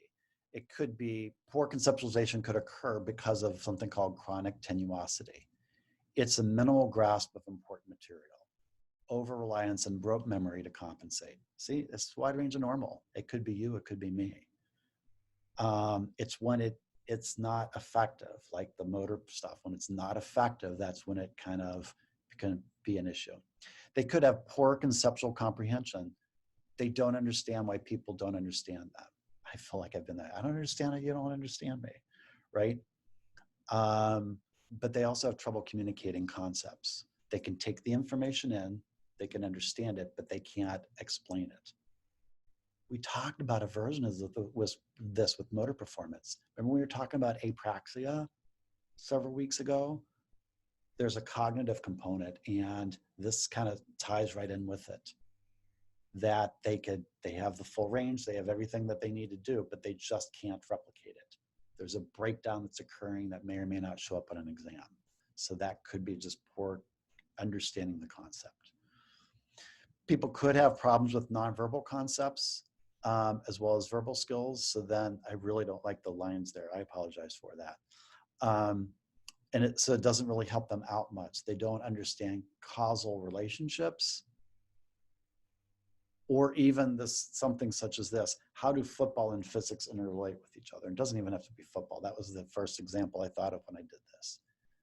I saw somebody brought a softball in last week. Could be that. It could be, I think, one of y'all is the lacrosse player, same thing. It doesn't have to be a sport, but how does that, right? The idea with football is you throw a football, and the physics of gravity means that the speed and the velocity, Heck, I barely understand it. But my point is if you can't understand the concept, you can't make changes in how you respond to it. And if you can't understand a concept very well, you could be very concrete in how you do that and stay at that level of concrete, or what you may have learned in your undergrad and your psych classes, that concrete operational learning level, where it's that black and white. So this is just a slide to kind of give you some of those kind of examples as to kind of how that could potentially present. There's not really a home for this slide, and this is, I think, the best place for it. So, okay, let's take a break. Let's come back at 11:10, and then we should be able to get through the rest of it within the hour. So take a break. Be back in 10 minutes, my friends.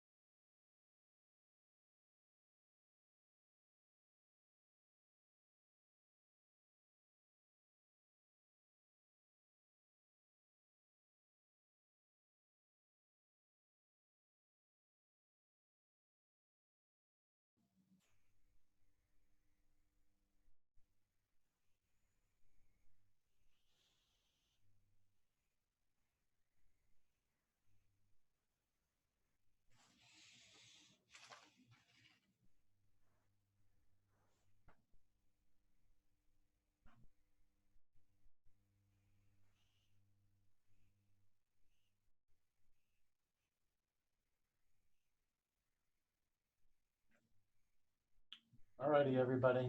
We're going to start up again here.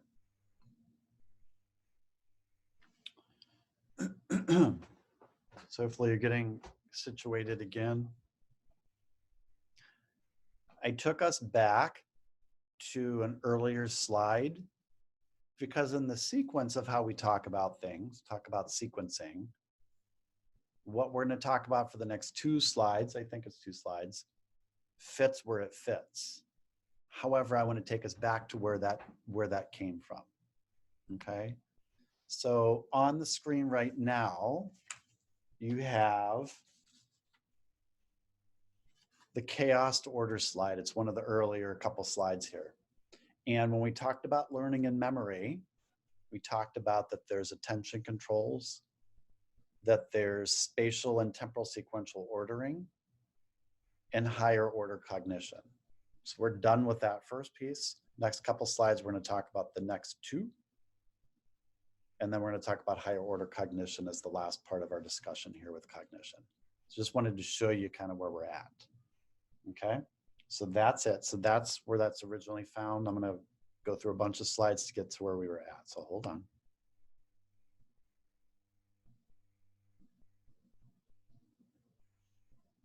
Oops. Okay, so the next 2 slides go over those 2 particular phrases. Okay, just like everything else, you're not going to be tested on it, and it probably is never going to come up again. It's just categorizing and understanding moving forward. So the 2 are this: temporal sequential ordering, hold on, and temporal sequential organization. Very similar, but slightly different. Okay, whoops. Temporal sequential ordering is your ability, your mind, your brain, your cognitive ability to interpret, remember, and recreate things that need to be in a specific order or sequence. It's critical for production of a complex motor activity. Examples, and this is just a brainstorm example: synchronized movements within time, memorizing multiplication tables. Has to happen in a certain way. Well, it may not, but you learn your 1s, then your 2s, then your 3s, right? Reporting significant events accurately, or telling a good story, chronological story, right? One thing leads to another, leads to another. Temporal sequential ordering, temporal time sequence ordering. Everything has to happen in order. Okay, next one. Temporal sequential organization. It's the actual organizational aspect of it, not the organizing, not the doing, but how do you organize it? Let's look at this. It's essential for time management. If you're not good with time management, you're not good with temporal sequential organization. It allows us to approach tasks in a logical and manageable way. It allows us to complete assignments on time. You can tell I wrote this one based upon students, right? It allows us to budget time during an exam. Individuals who have difficulty planning a sequence of actions might also find it difficult to begin. Just as a side note. Okay, so just a quick summary of this here. Back 1 slide. Temporal sequential ordering is being able to know a certain sequence. You're learning task analysis, activity analysis right now. So imagine if you leave an important step out and you're not aware of that step. That's a cognitive component of a behavior and an adaptive behavior, an occupational performance issue. What you do about it, we leave that up to your other classes that are coming after this. But this is the root of it, right? How does that fall apart? How does a complex thing fall apart? How do you simplify steps in a task so it doesn't, right? And then how do I organize things? For example, we'll talk about the exam before we're done with class here today, right? So an example that's going to be, I'm giving you 3 hours to work on 5 questions next week, right? So that's 300 minutes at 6, wait, am I doing the math right now? I can't even do the math right now, right? There's 5 questions, 3 hours, it's 180 minutes. So you could break down the time from there. Okay. That's it for that. These things have to happen for everything else to be successful. And it kind of fits here because it's part of input and output, and it links to what we're going to talk about next, which is higher level, higher order cognitive abilities. Okay, so that's it for that. Now we're going to move on to executive function. And if you go back to that chaos to order slide, that's kind of that last little bit of it. And it's the last of the categories that we're going to talk about today. So let's do some definitions. Let's add some components to it. Let's try to add to our OT understanding of this content. So executive function, when you hear that term, it's used, it's not owned by OT, but when it's used in the context of OT, executive function is the capacity that allows us to control and coordinate our thoughts and behaviors. It governs the bulk of our cognitive processing, and it's used primarily during non-routine activity. So during learning, during skilled movements, during skilled thinking, all that stuff we've been talking about over time and building up to today, executive function is absolutely necessary for that to occur. Not on this slide, but predominantly it's found collectively in the frontal lobe. So this is the area just anterior of our temples, our frontal lobe, and the area near there called the prefrontal cortex. We're going to talk about brain injury as an example condition pretty soon here, but you can start to imagine if somebody has a car accident or they're struck on the head or something like that happens, and it's here, you can start to imagine that they're going to have difficulty with what we're talking about, and it's going to play itself out in some kind of occupational performance deficit. Okay, executive function. Along with that is metacognition. It's similar to executive function. I have it listed underneath it on that Word document. Metacognition is thinking about one's thinking, really philosophical, right? Thinking about one's thinking.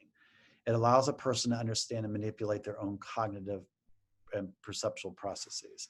It allows them examples, e.g. examples, self-monitoring and self-aware, the ability to evaluate the task's difficulty level in relation to your strengths and weaknesses, the ability to predict success, and it is the basis for generalizing skills to daily functioning.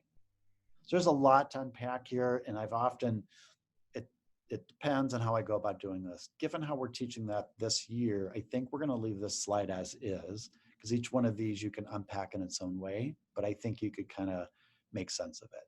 So metacognition is really that. So executive function is the big picture, metacognition is subsumed within that. It's being able to be aware of these things, right? I have 4 hours to cover this content today. I want to get you out of here sooner rather than later, but I also know you didn't spend time listening to the lecture beforehand, but I know you had other things going on this week.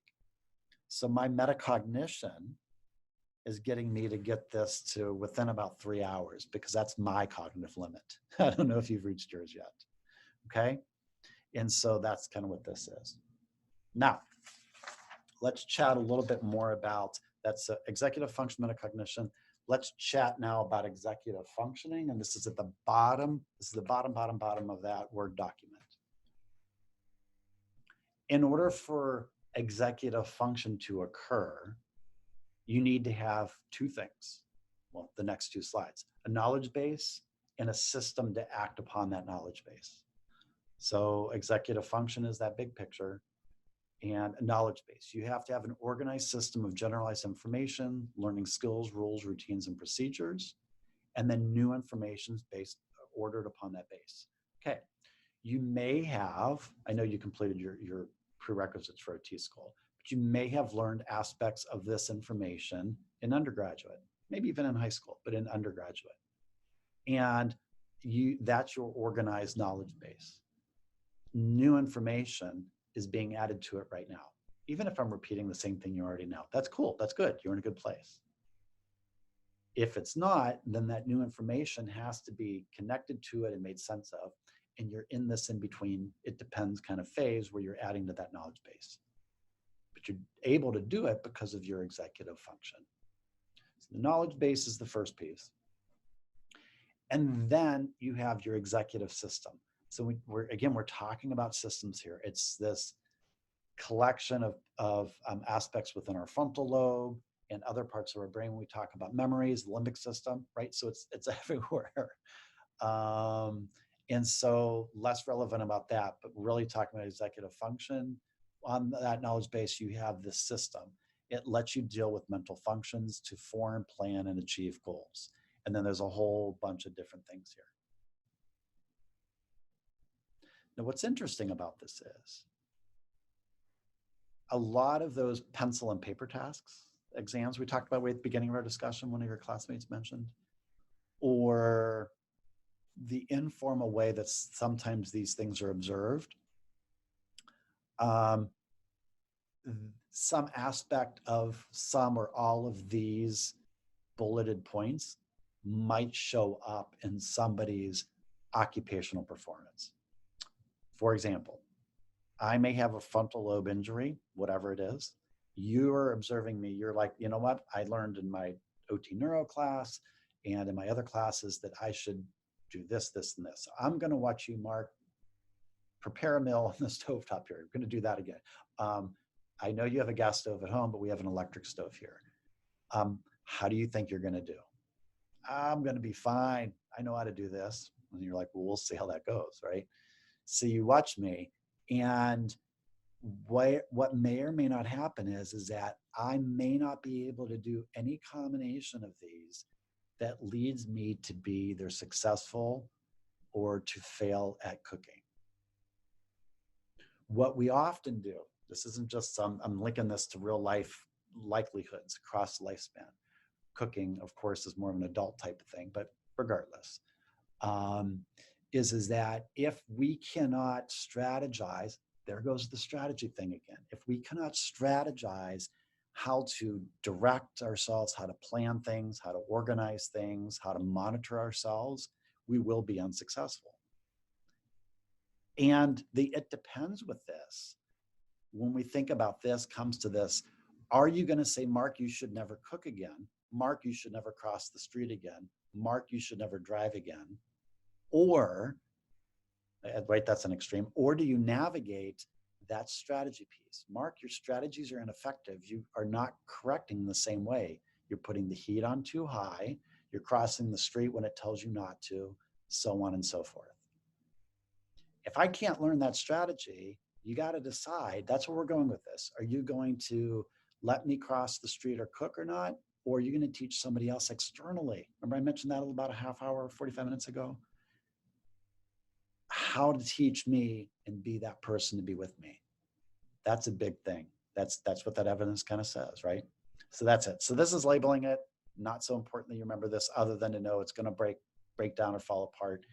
And it's going to happen and be observable in the way you're learning, and like Anne's class in particular, with that task analysis.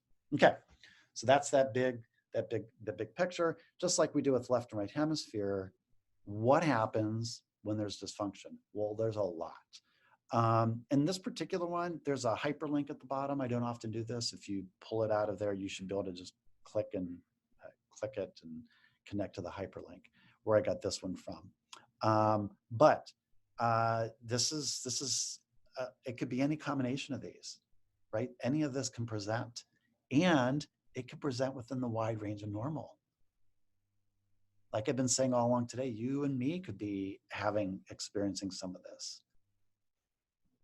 And I'll get to the take-home message for OT and cognition towards the end of this in a very short bit. But here, what is this? So executive function, EF is executive function, if you haven't figured out.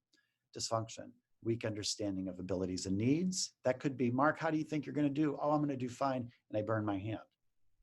Mark, did you think you were going to burn your hand? No, that wasn't me. That was because your kitchen. I wouldn't have done it at home. That's how those things can happen. And I can give you examples of each one of those, but you can get the idea, right? Can't inhibit impulses, can't initiate strategies at the right time. All of these things. So cognition is complicated and simple. And it's about observing things contextually. Not only do we really need to be having things motorically contextual, we definitely need that strategy. Contextual, contextual, contextual. Less pretend, don't contrive for those very reasons, especially somebody has cognitive challenges in any of these things. They're not going to get it, and they may never get it. Okay. Okay. So that you can go look at that list on your own. You could check the hyperlink if you want, but that's it. So how do we navigate executive function, metacognition? How do we do that? Well, we do it through problem solving. Okay. And when, just like with our motor performance, there's a lot of parallels here. When it's effective, things go well. When it's ineffective, things don't go well, right? So here's a partial list of problem solving. And the point here is not to memorize this. The point here is not to say, how do we address all that? Well, you'll get to that in due time. I promise you will. This is just to kind of help us to understand it from an OT perspective. So how we navigate understanding with executive function and occupational therapy is well, just even in general, knowing a problem when you see it. If I don't recognize that there's a problem, I'm not going to know to fix it. But what if there is a problem? And then how do you as the OT help me recognize it if I can't recognize it? That's what it comes down to. I've been at this for 26 years and I still don't have an answer to that. If I did, this would be so much easier to teach and for you to learn. But you're getting the idea, I think. Stating a problem, recognizing patterns, and so on and so forth. Selecting the best strategy about halfway down. Monitoring progress. Each one of these you can teach as a strategy unless it's not teachable and somebody cannot internalize that strategy. Okay, so there's more of a list just like the other one, just to kind of give you an idea. Now, I have talked about brain injury as an example, and as I look at this, I'm not going to go over this slide. You don't need it for the midterm. I'm going to come back to it during one of your cases. So for now, I'm just going to leave this slide in here, and I will come back to it. Hold on one second, my friends. Yep. Okay. So yeah, I'll come back to this slide because it fits into the case a little bit better than it does this discussion. Okay, so, but we don't have PowerPoints after these slides this week, so I'm leaving it here. So we'll skip this slide and I'll come back to it in a couple of weeks. Okay, so we're on the last little bit of executive functioning, and this is the last part of the bottom part of that piece of paper. So we've kind of worked our way down the list, so to speak. So executive function is what I said. It has a knowledge base and an executive system. And there's 4 functions that are listed within that. So we're kind of working within that. So within the idea of executive function, I have executive cognitive functioning, which is what's called control and direction. This allows me to plan, to monitor, to activate, to switch. Switch means switching from one idea to the next, to inhibit things, both socially and inhibit negative problem solving, right? So this won't work, so I'm going to inhibit that as a possibility. Okay. And so that's what executive cognitive functioning is. Then there's behavioral self-regulatory functioning. This one in particular is the social interaction piece. This is linked to the limbic system, and this is linked to our discussion about how we communicate and all that discussion we had several weeks ago, 3 weeks ago. This is exactly, all the details of that are there. But here, I'll give you some things to hear. I tell you where it's at. It's in the ventral region, but it's in the frontal lobe. It allows us to have emotional processing and reward processing. So this is the emotional component of executive function, especially when there's not environmental cues to understand an adaptive response. So this is that social input, right? So for me, the behavior regulatory function is just trying to determine if you're hanging with me or not, because in a classroom, I can kind of see all 50 of you and kind of gauge that. How it is now, The two that I see now are Brianna and Marnie. Hi, my friends. So, and they're getting it. I know, because they're looking. They're like, yeah, I could see their brains doing this and stuff. And I know the rest of you are too, right? So behavioral self-regulatory function is kind of knowing that type of thing, right? That's kind of really all that is. Okay, so that's two of them. And then the final two are regulating functions. This allows us to have the right amount of energy at the right time. It's that right amount at the right time, right level, right time. That's why I try to give you an idea as to when we're going to be done, so you can kind of gauge that amount of time. I'm looking, it's 11:30. It'd be really good if we could be done by noon, but I don't want to rush it. So activating right amount of energy at the right time. And the final executive function is metacognition. That's that other category. So that is things such as personality, social cognition, self-awareness, being able to judge your own potential behavior and abilities and comparing that against others. And again, if you can hypothesize about yourself, you could start to hypothesize about what this might look in individuals who are unable to do that. It's always a challenge with teaching cognition, because if you've not experienced it yourself, either with your own life or somebody in your life, or observation so far, we're just starting OT school. So you're going to have observations. It's hard to hypothesize about it. So I try not to do too much of it, but when we're able to, we can start to problem solve ourselves and come up with strategies to help those strategies, because that is one of those take-home things from cognition with the evidence. Strategies. Okay, so those are the four different functions, and they can play themselves out within occupational performance.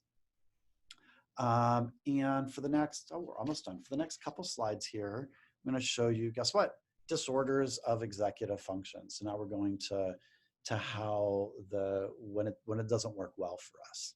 Okay, hold on one thought. I gotta get it, or hold on. I often wonder when I do that, do you hear me swallow? Can you hear me swallow when I do that? Marnie says no. Okay, cool, good, thank you. Okay, so this is a take-home message kind of slide. If you're going to be addressing cognition within the context of OT, remember, like everything else, you shouldn't address it separately. You should look at the occupation, you know, all that stuff. I'm going to say I'm not going to repeat it, but I am. And especially, I hinted at some of those challenges out there in the real world where we may be told that this is not part of what is OT, and so on and so forth. So we need to link this to occupation and how we understand our profession and what the evidence says, what we're just starting to understand. So disorders of executive function, we're specifically pulling it to OT. Could be predictive of dependence or independence after discharge. DC is discharge with traumatic brain injury. Now, that's not going to matter now because we're not talking about it. So just to know that executive function is linked to traumatic brain injury. We'll come back to that when we link to your cases. I'm going to go to the third bullet point, and then we'll go to the second one that's in really, really big font.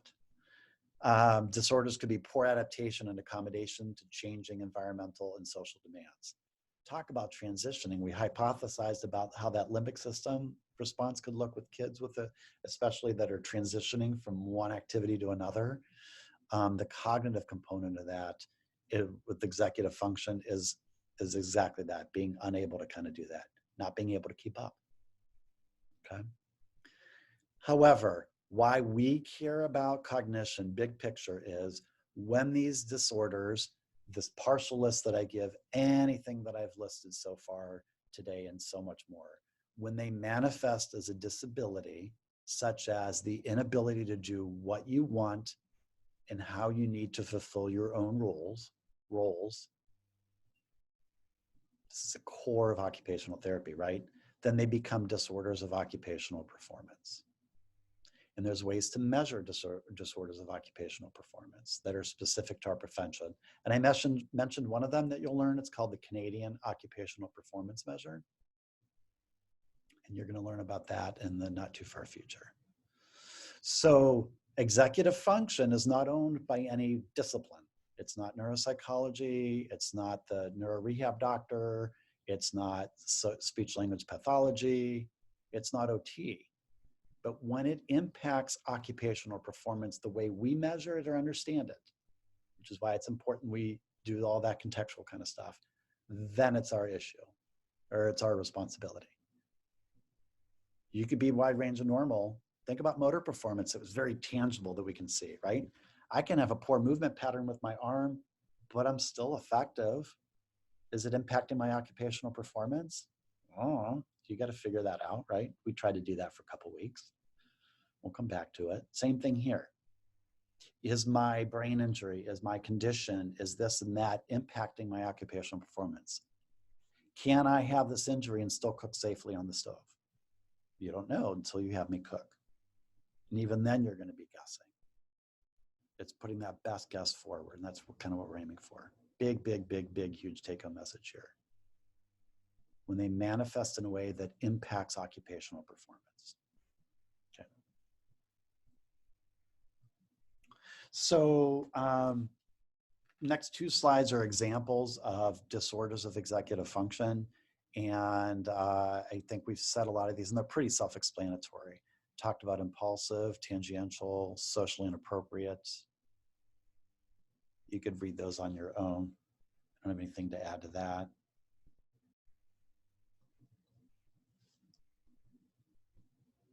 Same things here. Lack of spontaneity, right? This can also be wide range and normal, but this is just giving you examples of how this could potentially present, right? If you start to see this and you're working with somebody and there's a hint of executive function challenges, it's going to present in some kind of combination of these probably. Behaviors linked with frontal lobe damage is a kind of a global phraseology. It's really meant to mean more so than not inability to inhibit actions or words. So that filter to inhibit is not there. Or if it is, it's not used. It's often seen in brain injury. I've had experiences of this where someone with frontal lobe damage will, pediatrics and adults, will cuss out of the blue. And that goes to an emotional component of the inability to inhibit certain things. There could be inappropriate touch in personal space, different things like that as well too. That's what those behaviors are. Okay, we are pretty much done. We have 2 more slides to go, and then we're done with the content, and then we'll talk a couple other things. So I also don't like how this ended up on this slide as I'm looking at this here. So looks like I have some adjustments to do, but I think you could see it. When we talk about executive function from an OT perspective, there's only one assessment measure that accurately measures cognition. And it comes from Ann Fisher and something called the Assessment of Motor Process Skills, the AMPS. Always backstories, really good history here. Our program director, Kim, went to graduate school, learned from Ann Fisher before she created this at UIC. And then she's gone on, Ann's gone on to create all kind of great assessments. And the AMPS is one of them. So Ann's quote unquote argument is that we cannot see cognition. I agree with her. You can't see it. It's like motor performance. You can't see the minutia in the muscle. You see the behavior. You see the motor skill. And what she talks about, hopefully these words look similar to you because I think you've seen these before, correct? You've seen these process skills? Yeah. But in a slightly different context because they're in the practice framework, I believe, right? And so this is where they come from.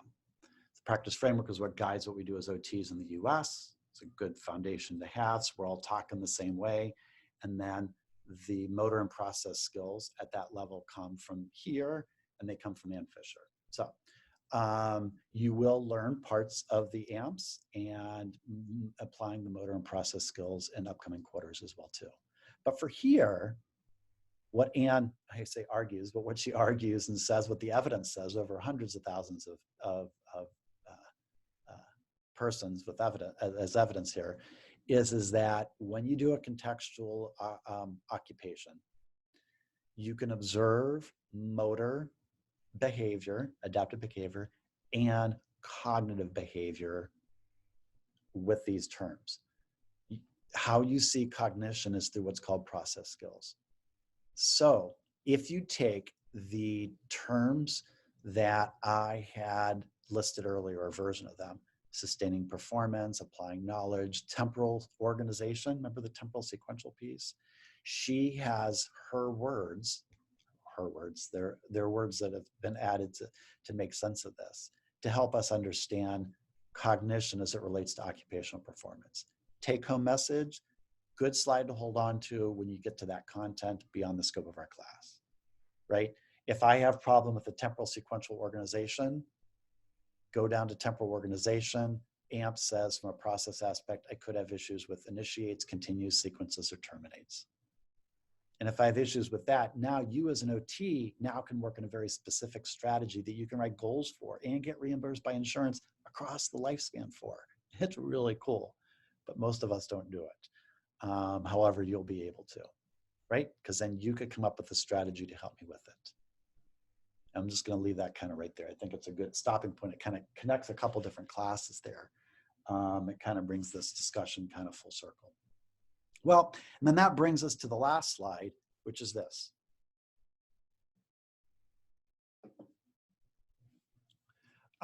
Treatment ideas, big picture. Okay, I'm not trying to simplify cognition. It is not easy. It's not simple. It's complicated. However, the ways that you can, across the board, address it, just like we did at the end of autonomic nervous system. Remember when we did that and we talked about how do you change the environment from sympathetic to parasympathetic? That is similar to this. You want to decrease input, right? Talked about examples. Y'all shared some examples about how the emotional piece, how you're connected to and all of that. So absolutely, all of that's important here. So suggestions, absolutely. Modify the environment. Remember, person, environment, occupation. We can change the environment again, just like with motor performance, and to help it from a cognitive aspect, decrease clutter.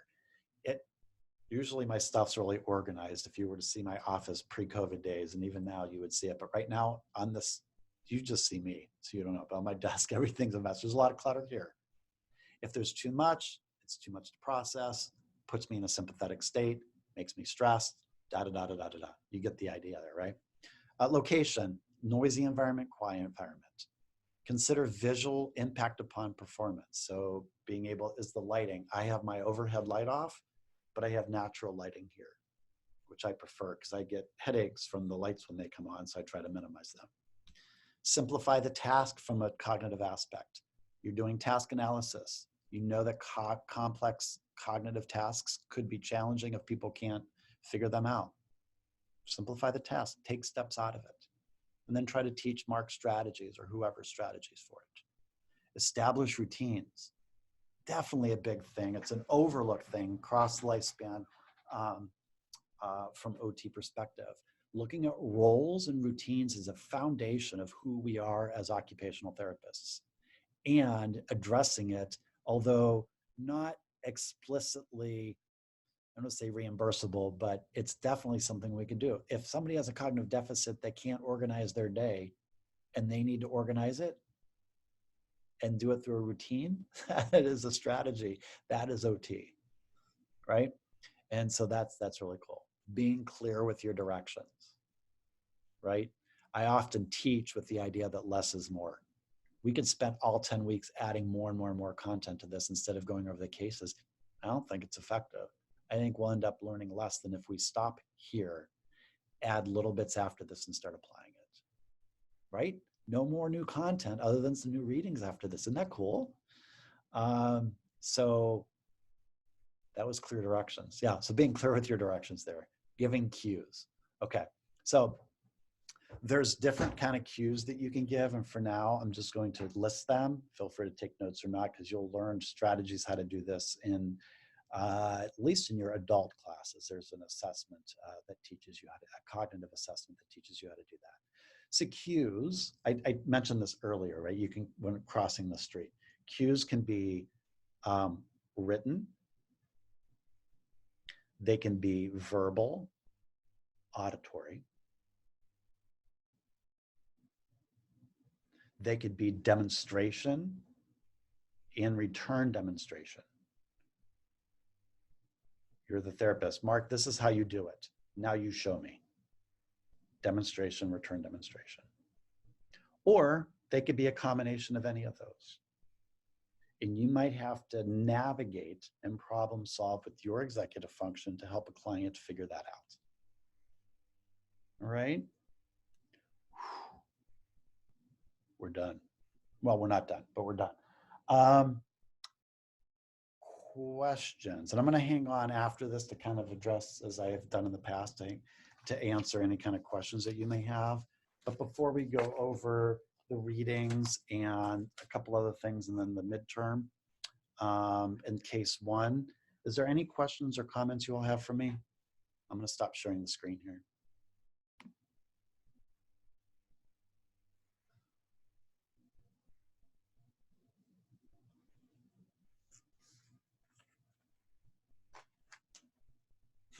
That's usually what happens with cognition, is that I've cognitively you out. You hanging? At least like a thumbs middle, maybe, possibly? Okay, I'll go with that. I'll take it. It's okay. This, more than anything else, you probably have to come back to a couple times, okay? And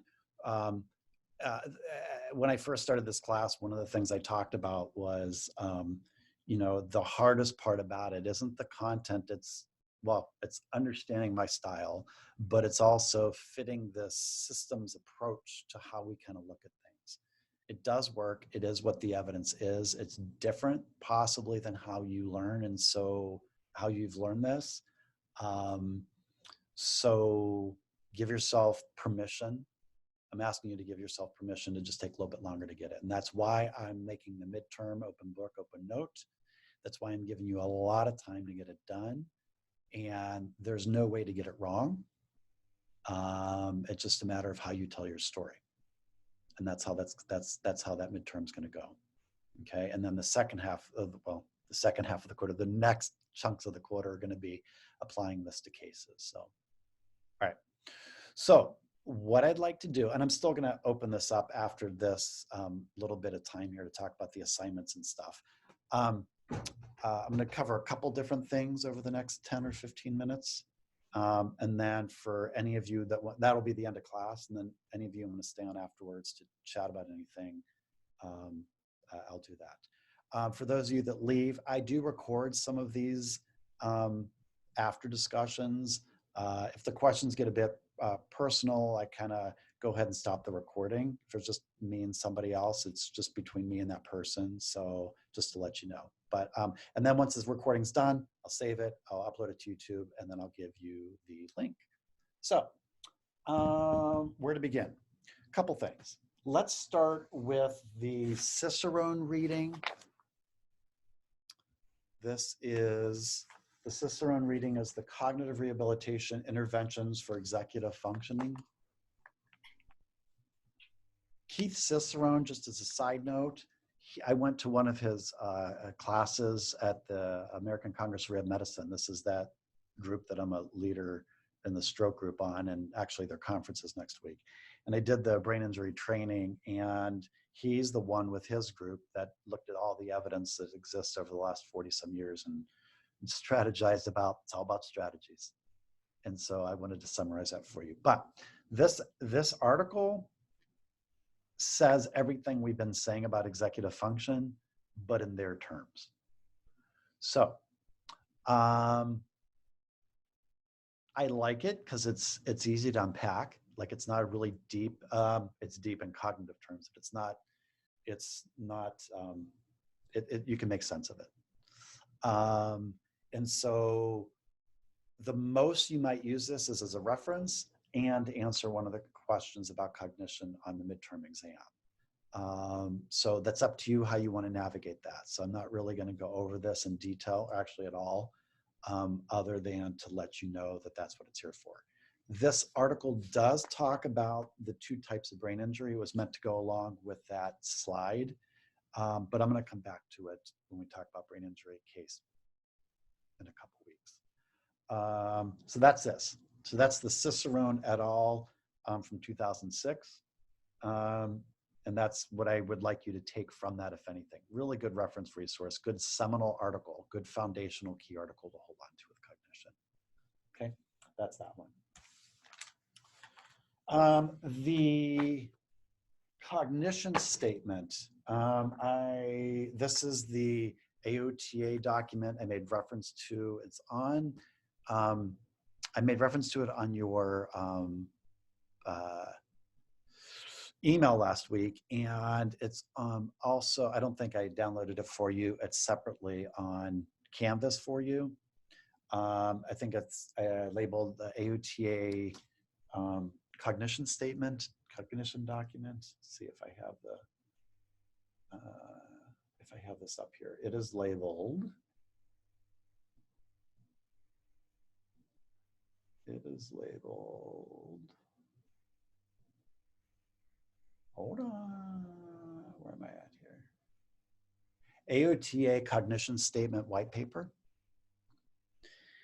And I would ask you to add this to your documents, download it, keep it, print it, whatever, keep it with you, especially if you're going to address cognition. Well, you're gonna learn more about it anyway, but when you're addressing this with populations on your level 1 or your level 2 fieldworks, or even your capstone, or even once you're out there practicing.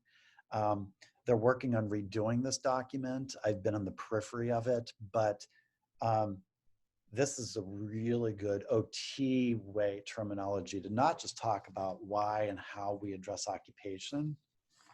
You've had enough of me probably babbling about it today, so I'm not going to talk more about it. But what you're going to see is each of their subcategories and each of their approaches aligns with and mirrors exactly what we've been talking about. And it's the best of the evidence since this was put out a number of years ago. I think about more than 10 years ago, but really, really good evidence. But what I also like about it is starting on page 17 of the document. Page 17 talks about different types of evaluations. And then page 19 has cognition examples. Everything that you need to know about how addressing occupational performance with cognition is on here. This is a great foundation, page 20, and then I think it goes to like page 30, like 10 pages of resources. Don't have to look at it now. I'm not going to test you on it now, but this is an absolutely good resource, right? I always say this a lot, but if there's something that you take beyond this class, take this. Keep this with you because it's a good OT. It's like when you say evidence-based or evidence-informed from cognition across the lifespan, pediatrics, adult mental health, it is in this document. Okay, so that's a good document to have. Cool. All right, enough of that. Let's talk a little bit more about the more pressing matters here.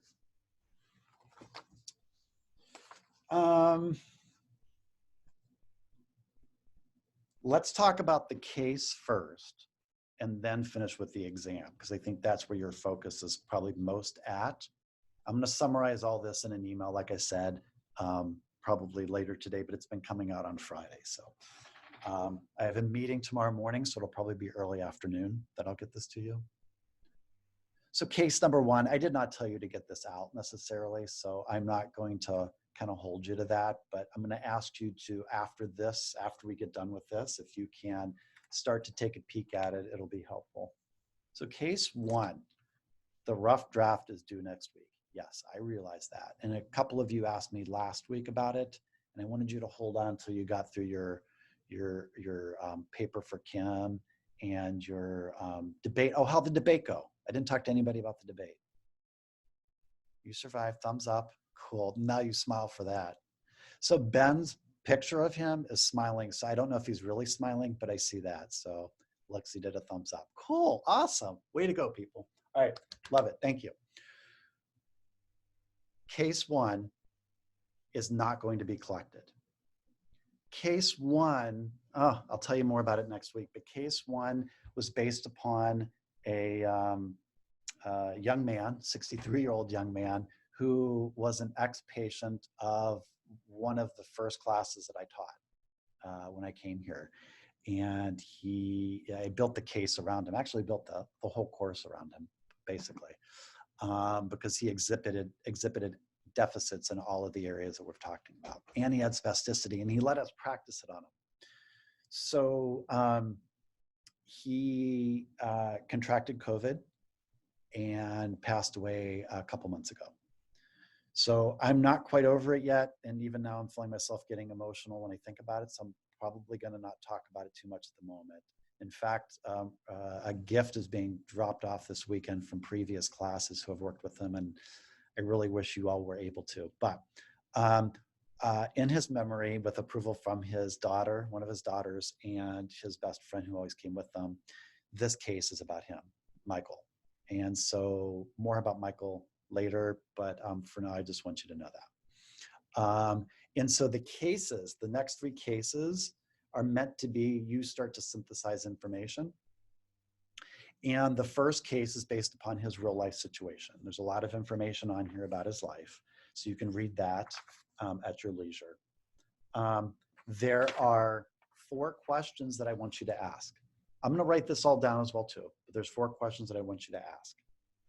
What I'm going to do is, next week, we're going to use all 4 of our hours, but this is how it's going to go. The first 3 hours, we'll talk about the exam next, I know, but the first 3 hours is going to be given to you to do the exam. We'll come back to that, okay? So however long it takes you, if it takes you a half hour, then it does, and then you hang out and wait for a little while. This is how it happened pre-COVID as well too. And then at noon, so literally 3 minutes from now, 1 week from now, at noon, we're gonna take a full hour and we're gonna go over your answers to these questions.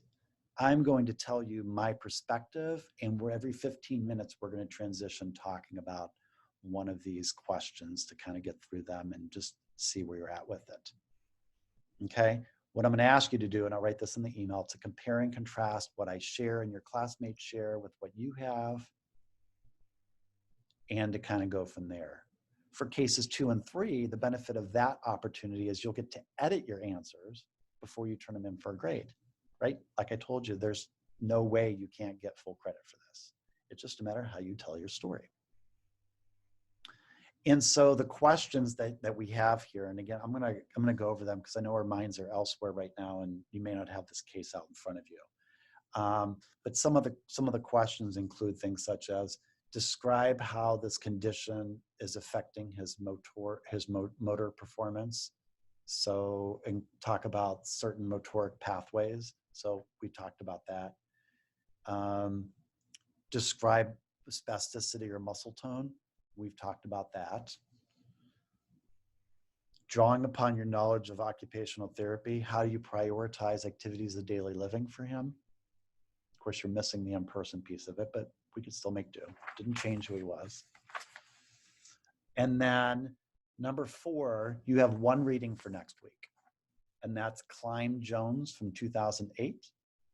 And question 4 says, how does our understanding of Klein and Jones impact this case? And in particular, I draw you to page S226. In Klein and Jones on page S226,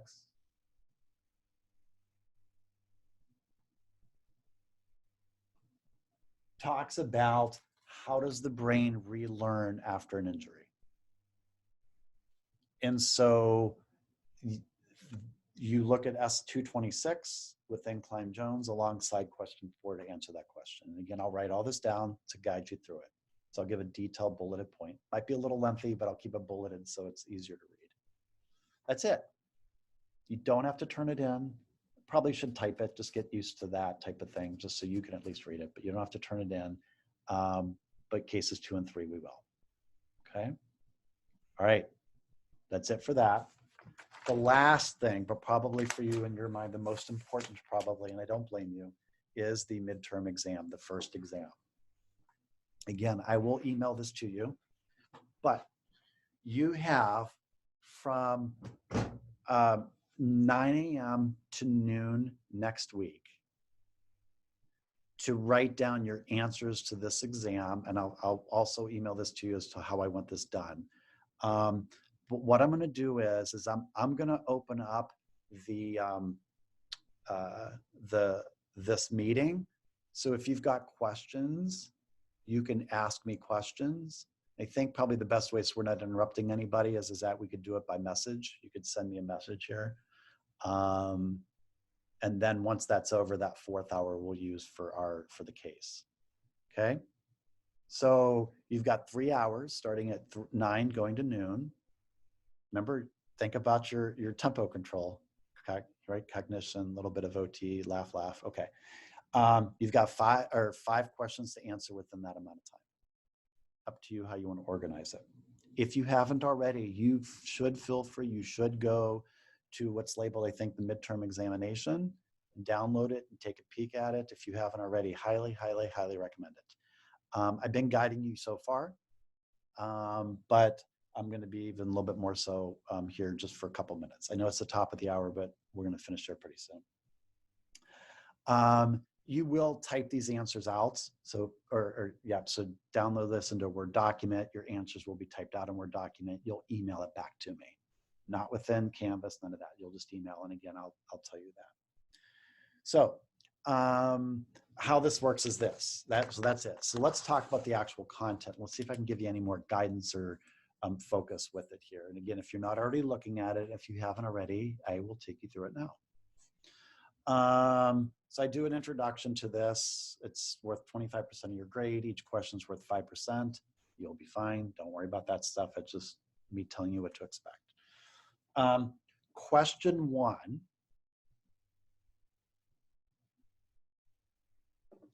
Question 1. Describe in your own words the concept of homeostasis. Okay, this is autonomic nervous system, right? As it relates to autonomic nervous system, your answer must include reference to allostatic load. Remember that slide we talked about? And y'all had some really good questions about after allostatic load and the HPA axis. Okay, this is you being the awesome OT students you are, putting it all together from your perspective and answering however long it takes you to answer, however you want to write it. Remember, the guiding idea for you is that I know what I've taught you. I know what you're capable of, at least I think I do. But you have to communicate it to me. Less might be more in general, but don't just put stuff in to put it in. Make sense of it and try to communicate it to me, okay?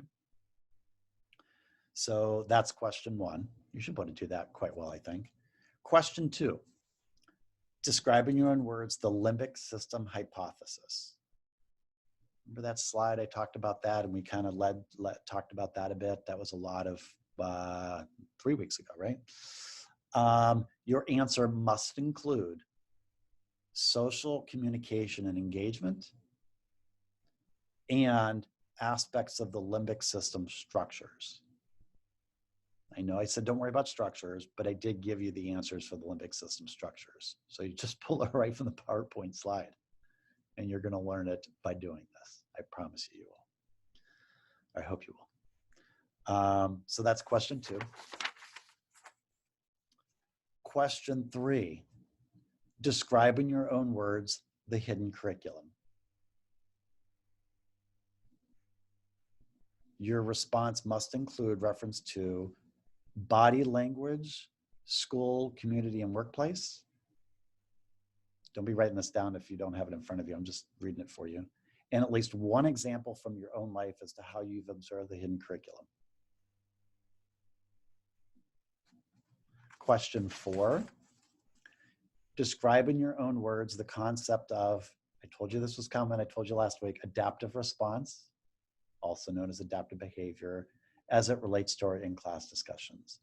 Your answer must include reference to how does vision support or hinder this? Talk as much about it. I'm asking you to go out on a limb here, so to speak. And how does sensation support or hinder this?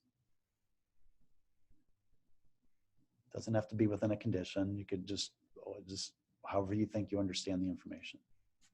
And then the fifth and final question, I'm giving you an option here because this content is most recent to the exams. It might take you longer to process it. Question 5, you have the option with this question to choose one or two options. Only choose one, don't do both. You don't get extra credit if you do both. So option 1 is this. Describe in your own words the phrase executive function as it relates to this course. And your answer must include reference to metacognition in the 4 functions involved in executive function. Or describe in your own words how we've defined the concept of cognition in this course. Your answer must include reference to learning and memory, including the subcategories.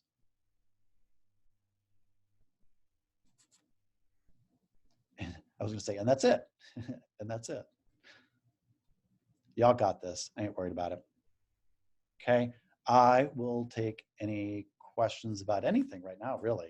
I should say as of now, so look for that email. You have an idea of what I'm looking for, what to go through. Processing time. We'll use all 4 hours of our class unless, of course, you have that, you get done in less than 3 hours, then take a break, come back at noon.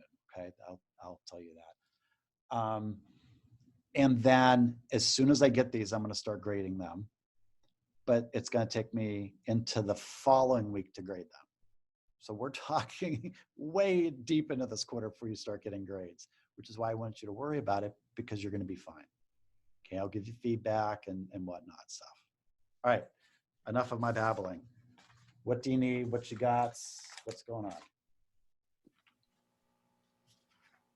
So are we going to be on like Zoom the whole time while we're going to be on a separate document and writing it down? The Zoom is available that you can minimize. I'm going to make it available for you. How about we do this? It's a good question. I will make the Zoom available. And then if you've got, I'll be watching it so that way if you've got a question, you can ask it to me. Because this works if it's in person, but then I don't have a better way to manage it. I don't want you to have Zoom and then have your document. That's kind of, no. So I will leave the Zoom open, then you call in or whatever, you Zoom in and then send a message. How's that sound? Is that okay? Thank you. Yep, good question. Do we have to provide like citations and resources in the midterm? I know where everything's coming from because it's coming from me and the readings. Moving forward, you're going to have to do a lot more of that. I'm not really concerned about it. You don't have to do APA format. You don't have to do any of that stuff. I think Kim's feeling is similar as well too. If you can make reference to a document, that's helpful. But if I want, it's less relevant for this course and for me. Don't worry about getting that right. Get the content out. I need to know that you can at least write this stuff down with the notes in front of you as a step towards the following steps down the road. Good question. So are we working on the case study at the same time? So the case study, it's a good question, Anush. The case study will have to be completed between now and next week. Good question. I got so caught up in wanting to give you stuff about the exam. I didn't mean to minimize Mike in the case. I really didn't want it. I would prefer if you spent more time in organizing your exam and then talking about all the cognitive strategies. Spend time organizing stuff for the exam and use that time for the exam to have that done. And if I find that everyone gets them turned in time, then they get turned in time and we go from there. Then work on the case, okay? Good question, Anish, thank you. And we'll be discussing the answers to the case after the exam then? Correct. 9 to noon's the exam, and then 12 to 1 will be the four answers. And we'll start at noon, unless we all get done early. We'll start at noon and we'll go to 1, 15 minutes for each question, okay? Those do not need to be turned in. Those will not be turned into me, but you need to have them done so we can work on it. I know I've been light on the work that I've asked you to do, although I've asked you to do a lot of reading, but now we kick in a little bit here with this class.